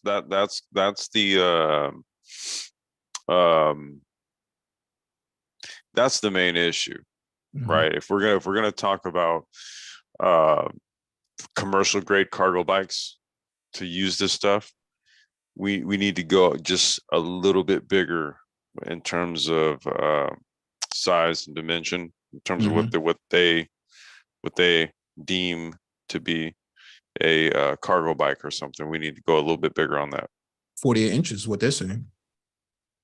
Yeah, well, you know what? When you look at this video, after you read this, we're gonna see exactly why. As Ramos tries to get her bill over the line in assembly this year, a rep for her office in there said there's a clear connection between legalizing larger cargo bikes and making last mile warehouses more environmentally friendly by making it easier for warehouses to send goods out on more useful bikes. Quote, it definitely is on our mind as we're trying to push cargo bikes through both houses and onto the governor's desk this year, said Astrid Wund, Ramos's communication director. Quote, the senator speaks often about how she grew up in the asthma alley, and that cleaning up our environment isn't just about mitigating climate change, but also dealing with some of the frontline community health issues that her constituents are dealing with already.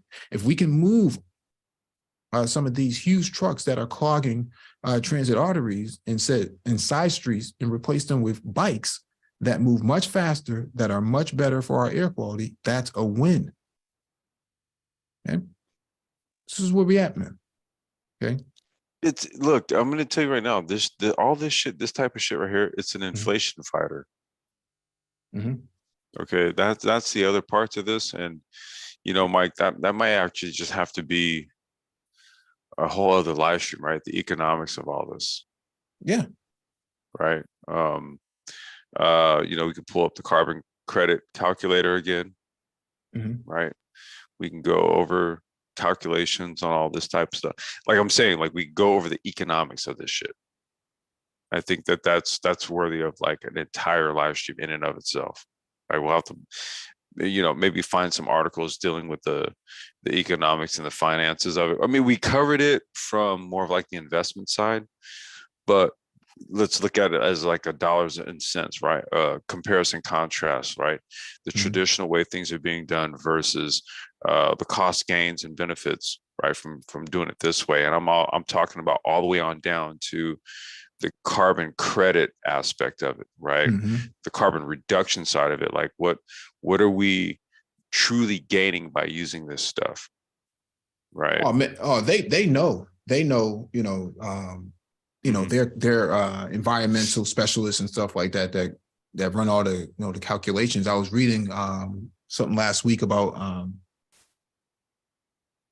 LiDAR cameras can actually capture all of this traffic all at once, right? In the intersection all at once, and know each and every object based on AI, based on machine learning, and can deduce what each item is at every given point all at once, and tell you what exactly it's doing and where exactly it's supposed to go and what kind of carbon emissions it's putting out.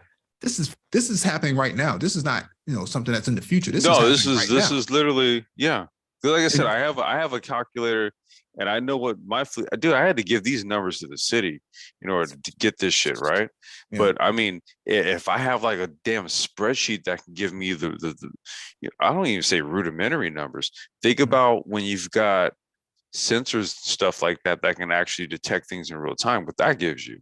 You know what I'm saying? I can't even profess to say that I can gather that kind of data. I just have a calculator based on, the specifications on these devices, battery sizes, and, what they crank out in terms of emissions, which really isn't that much. But no, so check this out with this video right here. What this dude did And this is a pretty cool channel if you guys want to check him out. This is Sir Ronster. He rocks with like all things like electric bikes, like as far as Suron bikes, right? So Suron is a manufacturer of electric bikes, high-end and high-performance electric bikes and stuff like that. Similar to like Bafang, the stuff that I mess with, but Suron is kind of like a step up. So this dude, what he did is he went and bought an electric bike that had a very big battery capacity. I want to say 35 amp hours, right? And what he did was he chopped off the rear end and he just basically chained it to a transaxle, right? And he wanted to see if that bike would have the ability to pull a U-Haul trailer. So Mike, can you fast forward to the part where they are going to be, he's going to hitch up a U-Haul. There it is right there. He hitches up a U-Haul trailer. And this is a hack bike that this dude did at his house. Okay. So he's gonna hook that U-Haul trailer up. And we're gonna see what this bike does with a U-Haul trailer. So this kind of goes in line with we got a 1,000-pound cargo carrier on the back of this bike. I'm pretty confident it's going to be able to tow it. The question becomes, is it going to be able to brake and turn? So let's see. Mode 1. Shout out to ARC, rest in peace. No way.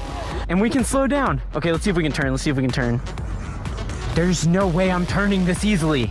This is totally working better than I was expecting. All right, we're going to mode 3. Oh God. No way.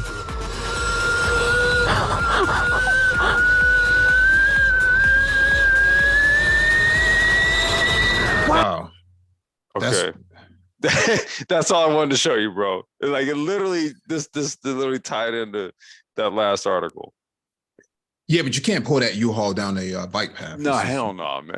And you can't put it on the road either because it's not DOT certified. Yeah. No. Because the thing is that trailer, yeah, like you said, it's DOT registered, right? It has a license plate on it.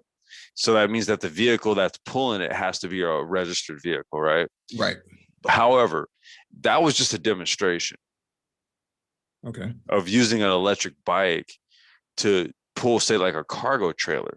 What they were just talking about here was like getting the regulations kind of extended to sort of say, hey, look, why don't we extend the size of this so that we could utilize these types of vehicles for these types of applications? Yeah. But I just wanted to show people this dude took a, you know, I would say a mid-grade Chinese electric bike and just threw a transaxle on the back so that he had stability, and put a 1,000-pound capacity U-Haul trailer on the back of it, pulled it no problem. Yeah. All right, next item on the docket is from berkeleyside.org. Low-income Berkeley residents can apply now for a free e-bike. A city-funded program will give out 50 e-bikes this spring. The Bay Wheels bike share network may add 260 new rental e-bikes in Berkeley by 2027 if a deal is reached with Lyft. Why does it always have to be these? Never mind. Go ahead, dude. I'm sorry. Let me expand this on. Okay. A lot more e-bikes might be humming through Berkeley before too long. Low-income residents have until March 8th to apply for a new city-funded program run through nonprofit Waterside workshops that will give out 50 free e-bikes this spring. Those chosen via lottery will be able to keep the bikes for a year with a $100 security deposit refunded when the bikes are returned. And if a contract now being negotiated between Lyft and the Metropolitan Transportation Commission, MTC, goes through, the city could get 260 new rental e-bike stations at 9 docking stations by July 2027.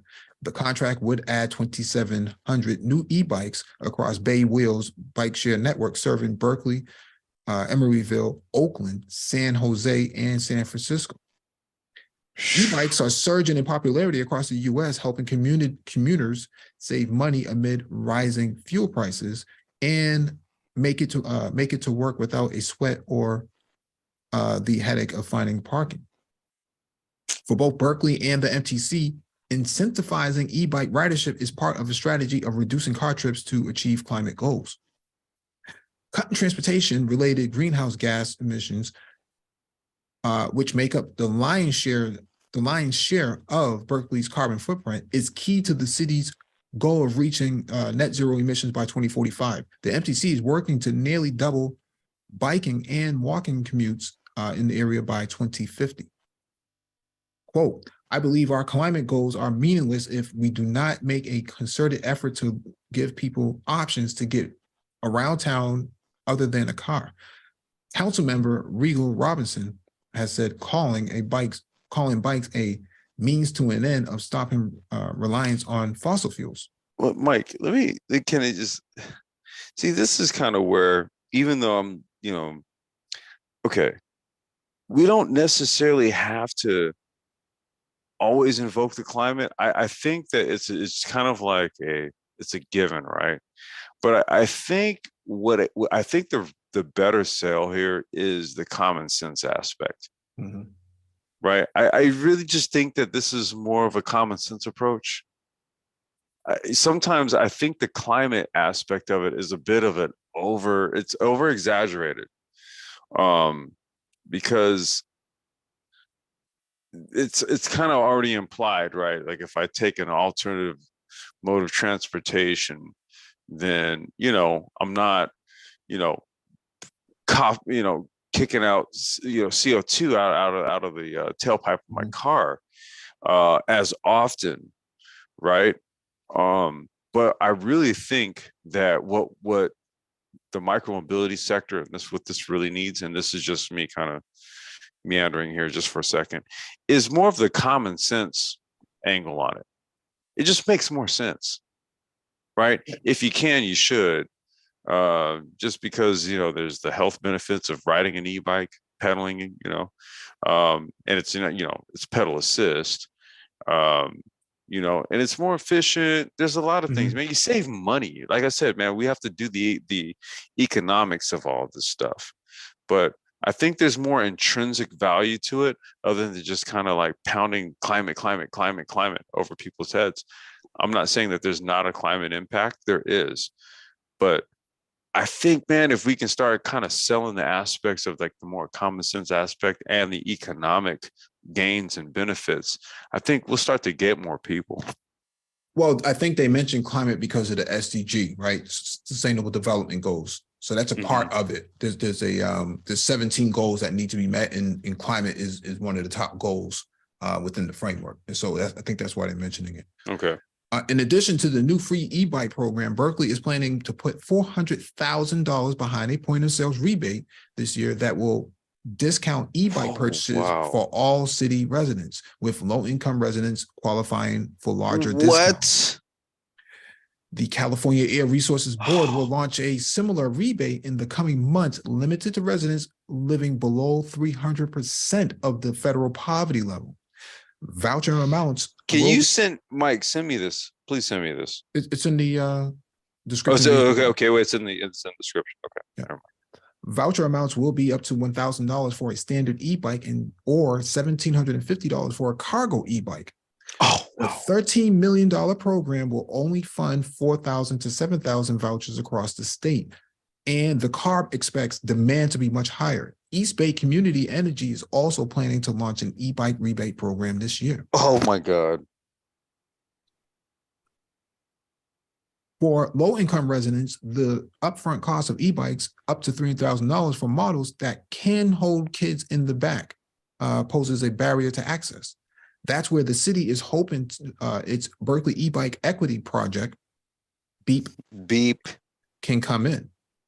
To qualify, you have to be a Berkeley resident 18 or older who earns less than 80% of the area median income for Alameda County, such as a family of four making under $106,000 a year annually, or an individual making under $74,200 a year.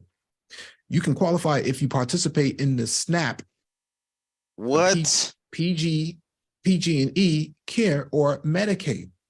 So we talked about this yesterday, Medicaid expansion being voted against by certain politicians. Okay. Mm-hmm.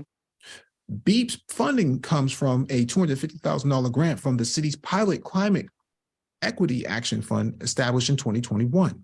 Some of the funds will go towards a bike mechanic job training program for 50 youth interns who will assist with delivery, assembly, and maintenance of the e-bikes. So when people want to talk about what does it mean to be progressive, so when people want to talk about what does it mean to be progressive and what does it mean to have a forward-thinking society, this is pretty much the benchmark of what they're doing. How do I get my hands in this, dude? Wow. Residents chosen to receive free e-bikes will need to pay the $100 refundable security deposit, bring the bike in for quarterly maintenance checkups, participate in safety training, share monthly odometer readings, and complete 4 surveys. They may be able to keep the bike once the program ends, according to Waterside Workshop's executive director, Neil Larson, though plans have not been finalized. Specific bike models have not yet been decided and will be informed by application responses. But Waterside is envisioning a mix of single rider bikes and cargo bikes, which can fit 1 or 2 kids in the back, Larson said. I want to put my bid in for, supplying those bikes. Mm-hmm. You've likely noticed rows of Lyft's Blue Bay Wheels bikes in downtown Berkeley, or encountered one of the hundreds of Veo rides, link and spin electric scooters, some with seats scattered around town. When it comes to shared e-bikes, however, options are limited. Spin, the only company offering them in Berkeley, currently operates just 100 in the city.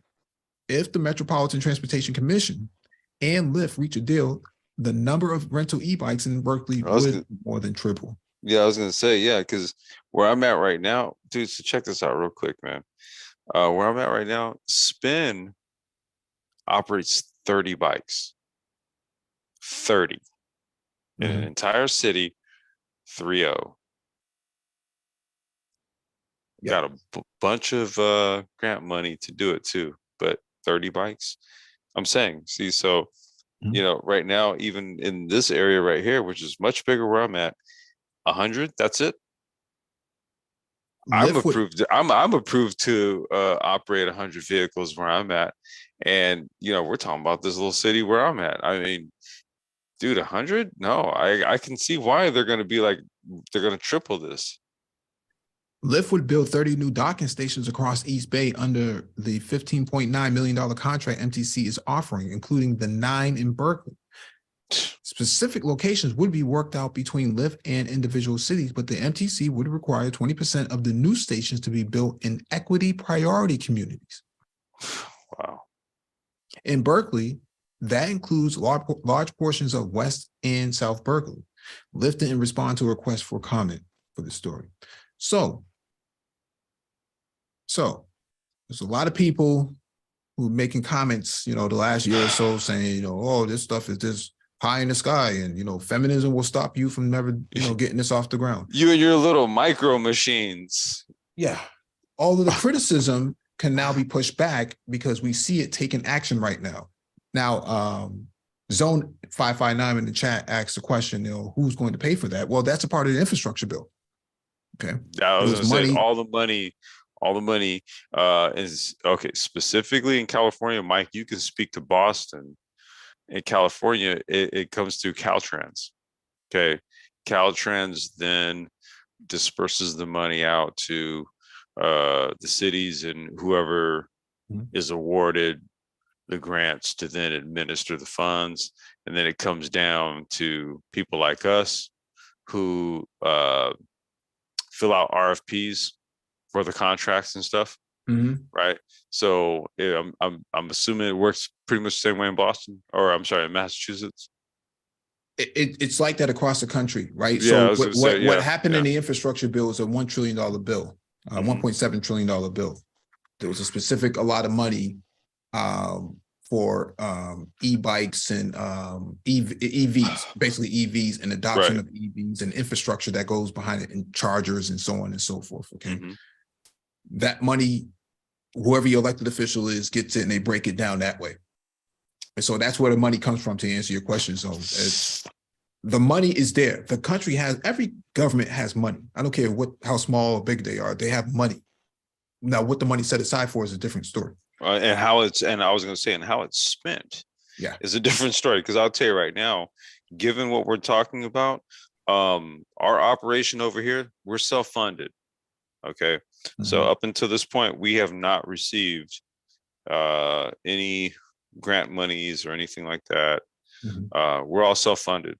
You know, we applied for the permits and got the requisite insurance and all that kind of stuff. And, you know, it's kicked our ass. However, we've learned an awful lot. And this is the reason why we're able to kind of do these live streams and dig into this type of stuff to the depth that we dig into it, because we've had to go through the processes of understanding this stuff on the ground. Right. And we're seeing where it's going. And what we want to do is we want to always make sure that we're right ahead of that opportunity curve. So we gotta cover these types of articles and understand where everything's going. Like, regardless of what people think, was it the article before the last one, Mike, where we talked about the political piece? You made the mention. We were almost going to say the same thing. Yeah, you're talking about New York. Right. That's what I'm talking about. Like, you think it's pie in the sky. However, the politicians tend to think otherwise. Yeah, you know, that's what the debate was about yesterday on yesterday's panel. You know, who has what policies and what you know, who supports what. And so if you leave it up to certain people, a lot of this stuff is not going to go through. But you'll notice that the articles that we're covering, where a lot of the progress is being made, is in places where certain political parties are, and places that it's not being made is where another specific sort of party is. And so that's why we have these sort of discussions, so that people have a better understanding as to how things get managed politically, and how involved a lot of your ambitions are going to be met. I can tell you right now, if this was in Mississippi, this wouldn't even be happening. This is just a different conversation. So, last item on the docket, this is from The Verge. The Mate SUV electric cargo bike is coming to replace your expensive car. It's not cheap until you compare it to the cost of car ownership, expected to ship in September. It looks good too in the picture. The Mate SUV, like all cargo e-bikes, can replace a car for many families, as says in the caption. Mate, the Indiegogo darling that burst onto the scene in 2016 with an inexpensive and fun folding e-bike, has just shown off a working prototype of its first electric cargo bike, the Mate SUV, as it's called. Targets families looking for a car, looking to replace a car, something that's not only possible, but preferred in bicycle-friendly cities like Copenhagen, where Mate was founded. Electric cargo bikes aren't cheap unless you compare it to the price to that of a car. AAA now pegs the average annual cost to own and operate a car at over $10,000 each year in the US. These estimates ranges from 3,500 UK to 7,300 in Europe. Those recurring costs make the Mate SUV a bargain at 6,400 euros, about 6,900 US dollars, when it eventually ships in September 2023. The Mate SUV will be manufactured and assembled in Italy and initially sold in the EU and the UK.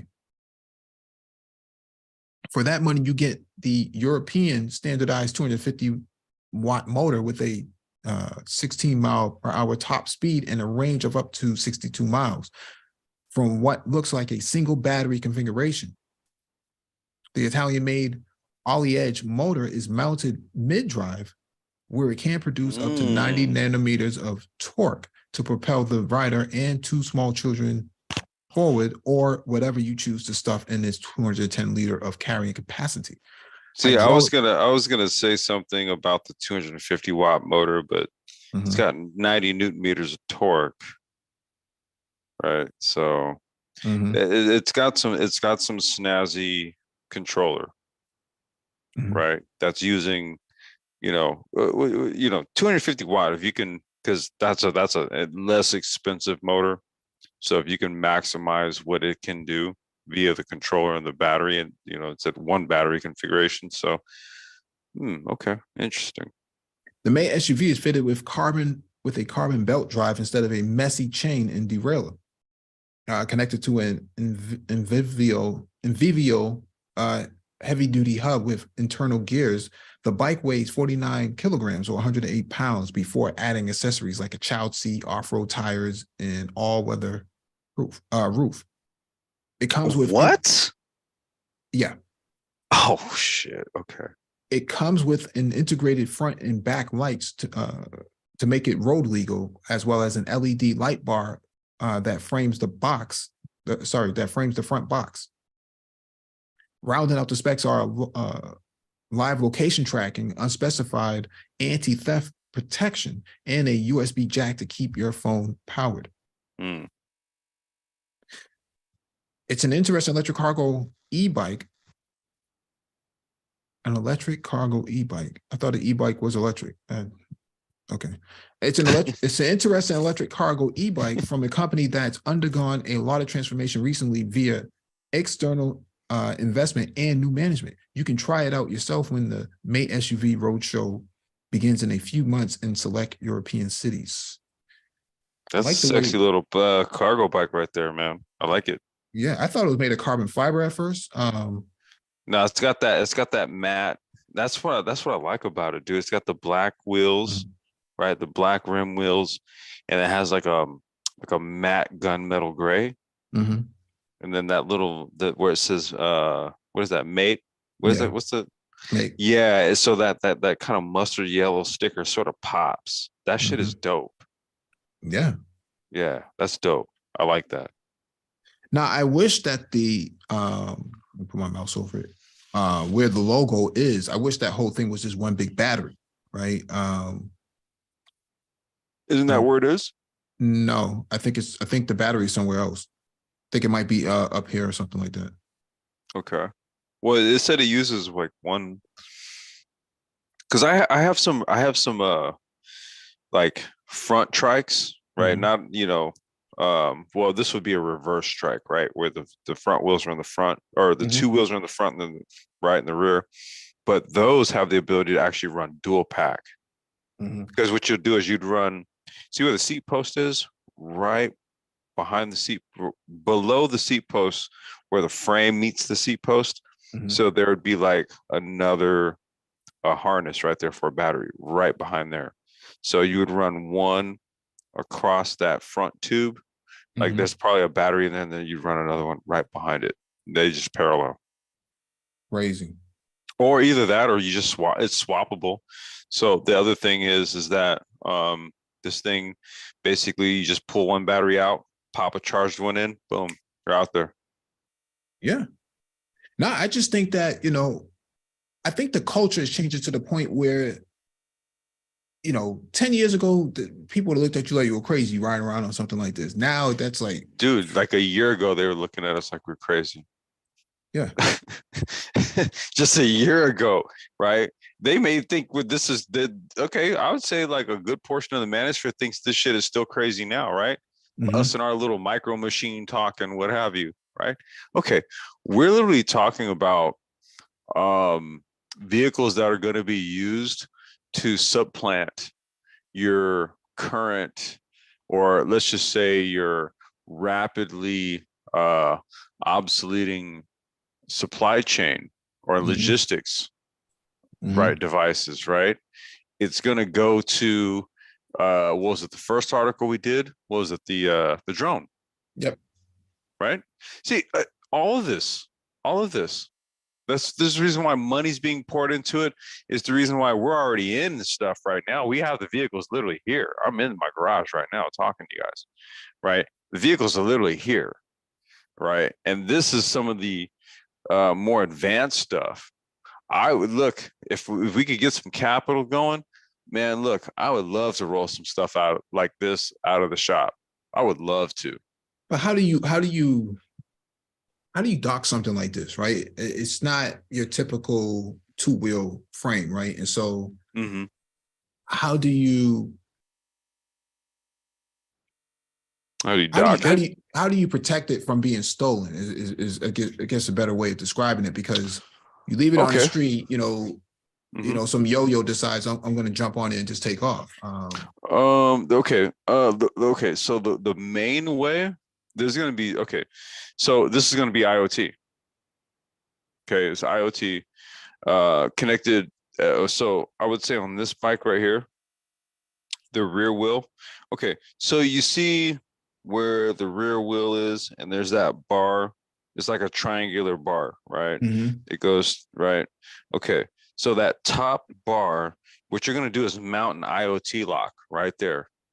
That locks in between the spokes on the wheel. Okay. It's triggered by your phone. See, so with that lock right there, like you can't pick that. Right. So if somebody wanted your bike, they would have to literally pick the bike up and take it. Okay. Now, the other thing is that because that lock is IoT, guess what? You can track it by your phone. Right? It could be tracked. Okay. If we really wanted to be slick, we could stick a an AirTag type device somewhere as backup tracking. Okay. Couple tricks to the trade. I'll leave it right there. I don't want to give everything away. No, it's just that this is not cheap, right? This is something that that's what I'm saying. That's why I'm like, term. okay. That's why I was like, okay, we go with a locking mechanism, similar to your car, for example, right? Your ignition, the locks on the door, et cetera, right? So that would be like your IoT lock. But then let's just say we have a second layer for tracking. So somebody decides they want to get slick and, cut the battery or well, like I said, the IoT lock is separate, but it's attached to the bike. But somebody cuts that, then you've got another device in there that tracks. Right. I mean, it looks like a luxury vehicle. If I'm just looking at that, if I'm, in between that's these, a dope cargo. That's like probably one of the dopest cargo bikes I've ever seen. Yeah. I like the wheels, it's SUV-ish. Well, the profile of it, how it kind of slants forward a little bit, it kind of has a coupe sexier look. It has a sexier profile to it. That matter of fact, those looks like a maybe like an 18-inch rear rim, and then maybe like a 15 up front. You notice the size difference? So it kind of pitches the bike forward a little bit. Yeah, I would have thought that the front wheels would be 17, but well, I mean, I'm kind of just eyeballing, right? But it's I'm comparing it to the rear bumper of the van, right? Oh, okay. And I'm comparing it also to his knee. If that guy's 5'10", and that thing is coming up to his knee, that's probably like a 17. That's and what I'm then saying. Like the rear is probably like a 19 or a 20, right? Because you can see the size difference between the two, but it pitches the bike forward and it just has a good profile to it. Yeah, because you could tell that the profile was designed for pickup speed at some point. That's what I mean. Yeah, that's a good profile. Yeah. It's not like those bigger, bulkier cargo bikes that we've seen. Yeah, and so I'm just waiting, for them to actually post, make this available. I mean, I don't know if I can wait till September, but man, summer's over. Is that even going to be available in the States? See, that's the thing, man. But you can still import, though. You can still import. Dude. But even still, like if I'm going to go to Africa, if I could just order it from the UK and just have it, shipped, and take the wheels off, whatever it is, however they box it and ship it. Shouldn't be that difficult, to get it through. No, with this stuff right here, typically these vehicles, they ship out of there's a UK There's UK warehouses, Germany, and Spain. So if it's going to Africa, typically those would ship out of Spain, I want to say. Yeah. Yeah. But see, the thing is getting these to the US. Because you got to pay a VAT for like all the sexy European stuff. It's super expensive. Yeah. Right? It's super expensive, man. Yeah. Now I just can't stop looking at it, man. I I don't mean, know. that's what I'm saying. It's like, damn, you want this stuff here, but by the time you bring this thing here, what was the price on it? Euro? 6,900. Oh my God. 6,900 US. That's why I was saying it's not a cheap. No, it's not. It's oof. That's a niche. That's a very niche market right there. But it's meant to replace the SUV, right? Mm-hmm. This thing has probably more storage than a Lamborghini. If you really want to be serious. You gotta this is a high-end market right here. Okay.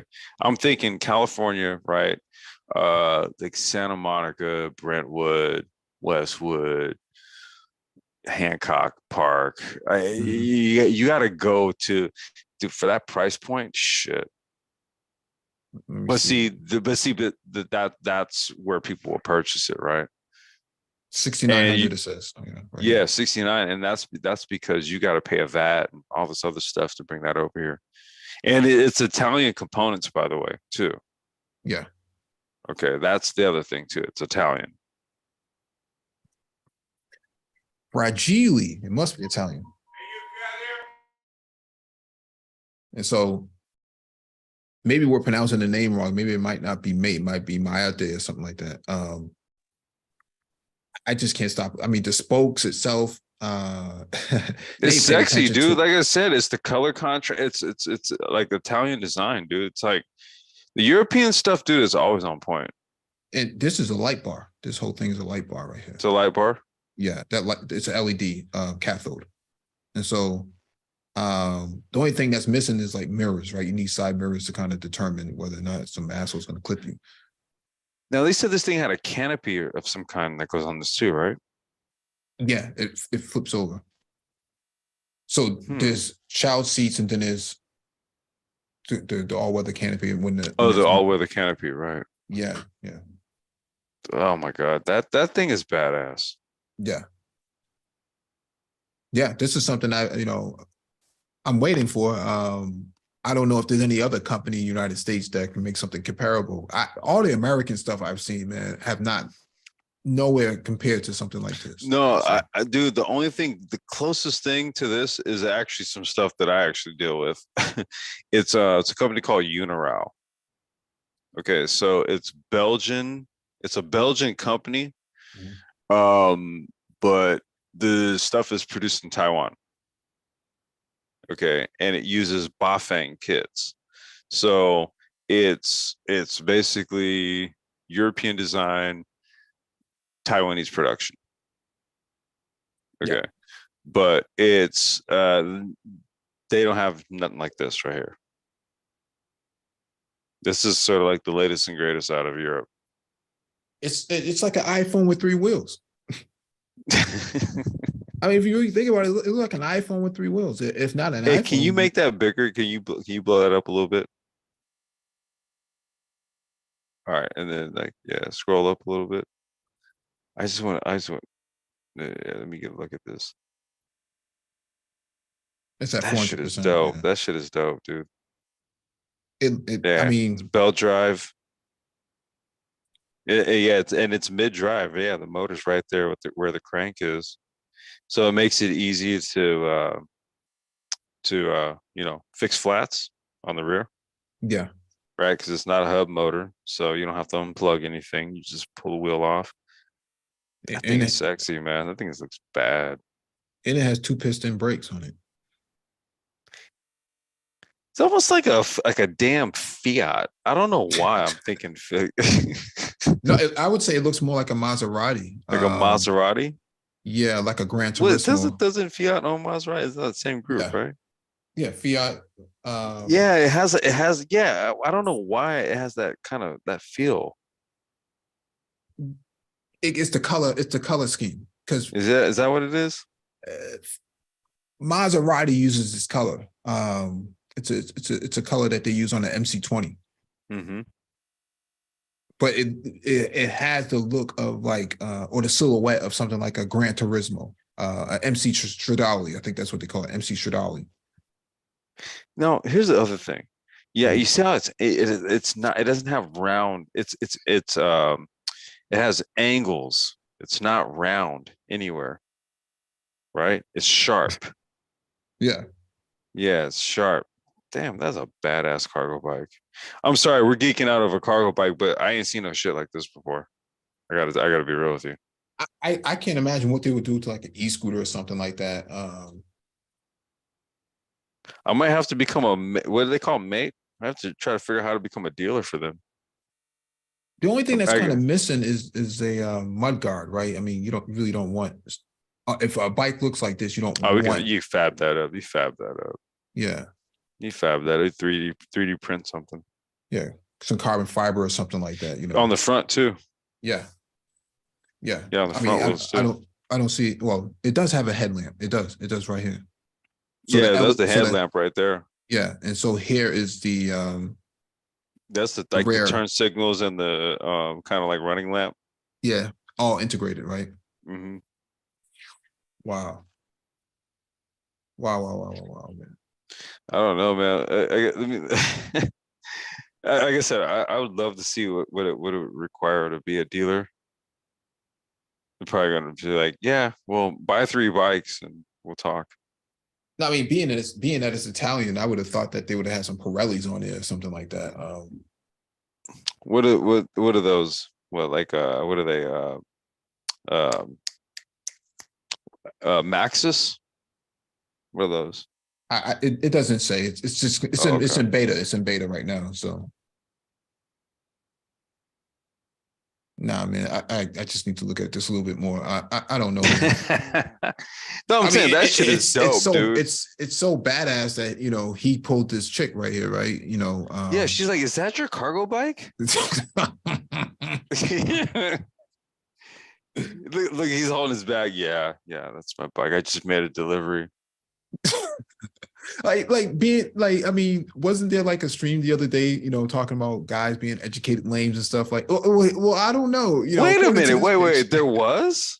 Yeah, I think LAR did a stream about the benefits of an educated lame. But the thing here is, God. Wow, really? Dude, in 2023? Really? Okay, never mind. Well, I mean, according to this guy on the screen, he's just so awesome. He just parks it in between like 2 American vehicles on the street, He's like, yeah, I could actually fit another bike where you're standing. Is that your cargo trike, or are you happy to see me? I know. Are you happy to see me?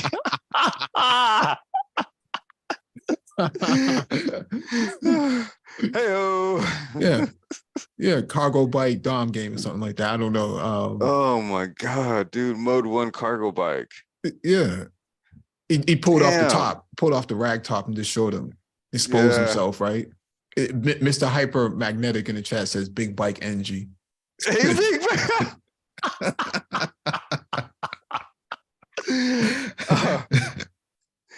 He's like, yeah, that was my last delivery for the day. Yeah, he's got his bag. You saw he's got his bag over his shoulder. Yeah, that was it for the day. What are you doing later? Oh, I don't know. Would you like a ride? Like, what? Yeah. Where you headed? Yeah.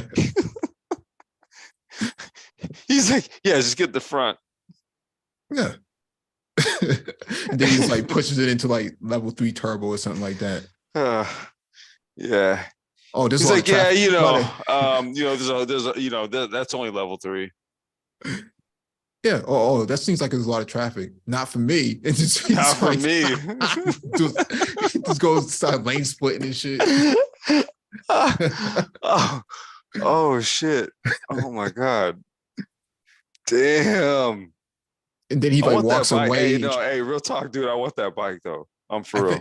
I think Zone put it in the chat. He just like walks away. He just like chirps it like to lock it. Beep, beep. Unbelievable, man. Oh man. No, I'm serious, dude. Like, yeah, I'm pretty sure that like there's connectivity, Bluetooth connectivity, Mm-hmm. right? Because dude, I have like and it's not even like a super hardcore scooter or anything like that. But if you download the app, you can trigger it on and off with your phone, Mm-hmm. right? Turn the light on, turn it off, right? Mm-hmm. So I'm imagining that this one right here has even more features, like smartphone features. It would have. I mean, it's Italian. It better have. Yeah, that's what I'm saying, dude. Like for $6,900, dude. Like for real. Yeah, I mean, you pull up to like a Fiat Maserati dealership or something like that, and the salesman looks at you. You look at him. You nod your head like, yeah. Tap your driving cap, right? Like, right. Yeah. Hey, Yeah. dude, no, hey, real talk, bro. I mean, I think I might have showed you, I sent you some of the photos, man, when I took the Porsche scooter, man. When I was bringing those in, I was over at the Porsche dealerships and at the Porsche meetups, Supercar Sunday and stuff. Mhm. Oh man, dude, they were going nuts over that. I wish I could. I was able to get them into the dealerships, man. But No, I mean, imagine you come to like a cars and coffee or something like that, and you like reverse your trike back in, and you're like, oh yeah, what's up, guys? you just look over your shoulder, right? You know how you do the you pull your arm back behind the seat, but you don't have one right there, right? So you just you just look back. Yeah, I mean, you sip like your coffee like in this big mug and shit like that, all smug and whatnot. Pretty brisk morning out here. Yeah, for me too. Imagine, man, I rode this bike out here, man. Yeah, everybody's standing around and like, oh shit. Yeah, you know what you gotta have? You know what you gotta have? You gotta have those those goggles. Yeah. Cats in the 30s, they would they wear like that cap thing, and then they have like those driving goggles. Yeah, you gotta wear those goggles on this bike right here. Yeah. Yeah. But that's the thing though, right? Like all of the DOT functionality is built into it. Anti-lock brakes and stuff like that. Well, in Europe, dude, what they have to do is these vehicles have to be registered. You literally have to have a plate with registration stickers. Well, I know for the UK, I think this is for all of the EU. I know in the UK and in Germany, that is the case. Some of the models of the scooters that I carry, the European versions, so the rear fender has a mount for the plate. Right. Yeah. So you have to register those vehicles like you would register a car here in the States. It takes up just as much space as a car though, right? I mean, look how wide it is, I mean, dudes put like Armor All on the sidewalls, put in like, tire, wheel manufacturer Pirelli, Michelin or something like that, I mean, dude, he's legit. It's like he's standing there like he stanced it out, bro. Yeah. And he didn't, you like turn the handlebars like halfway just to make it look like it has that pose. Yeah. I mean, dude, props to whoever shot this photo. No, seriously. Yeah. Because it's given us a lot of jokes. It really has. I'm tripping on her raver pants, dude. That she just took me back to my high school days. And she doesn't seem to have a problem with it, man. Like, and he's looking at her like, "Are you wasting my time? I have a bike to get on. Like, I have 3 wheels. I have places to go. Do you see this trike? Do you know who I am? Do you know who I am?" Yeah, underrated Biden in the chat says, "Have her in the front, spreading her hands like the Titanic." Like Kate Winslet. Oh, you know what? That's her bag. That's inside the trunk. That's her bag. Is that her bag? Yeah, that's her bag. Oh, you know what? She's stalling, bro. She's trying to get her number. She's trying to get his number. He's like, "Can you get your bag, please?" Yeah. He's looking at her like, "You Yeah, serious? yeah. Are you gonna get your bag? I gotta go. Yeah, are you trolling me?" You can tell by her hands, like, you know, I don't know what they speak in Italian, you know, but I'm saying, you know, their version of trolling, like, you know, fragile, you know, like fragile. or something like that. Yeah. Unbelievable, man. Wait. You know what? I'm also looking at the ground, right? Mhm. You know what, dude? He did kind of double park, dude. Look at the markings on the ground in blue. Yeah. Yeah, he's kind of bleeding over into the other one. He you know, he could get a ticket. I don't know if he was in LA, he'd get a ticket for sure doing that. That's probably what she's arguing about. That's probably what she's telling him too. Like, why are you you know what, parked the dude? wrong We've been way? assuming this whole time, like she's been trying to get it this way. She's probably like bitching at Yeah. him. Like, my legs are tired. Like, no, I have to go. You know, this is you showing your white supremacy by you not parking your bike fully in the zone right there that's marked out for vehicles. Yeah. No, I'm bullshitting.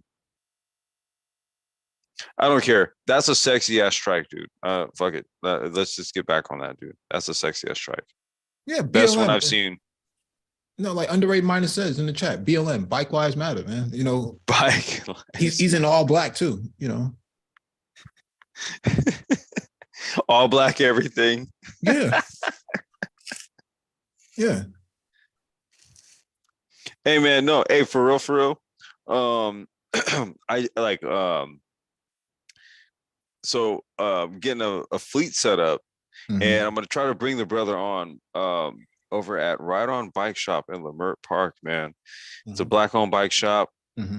Getting a scooter fleet, rental fleet going on over there, and we're gonna try to expand into e-bikes over in that shop. And we're trying to get some other operations going on too, man. So I want to bring the brother on one of these days here. I had already talked to him about it. He's down to chop it up with us and talk with us a bit about what it is that he does. Man, he's got a master's degree in civic planning and got into the whole bike game because, you know, he was going to school to USC to get his master's and stuff. And he was riding his bike and stuff. And when he would get flats and all that, dude, he was like, you know, I had no bike. He didn't have no bike shop to go to. So he opened one. Okay.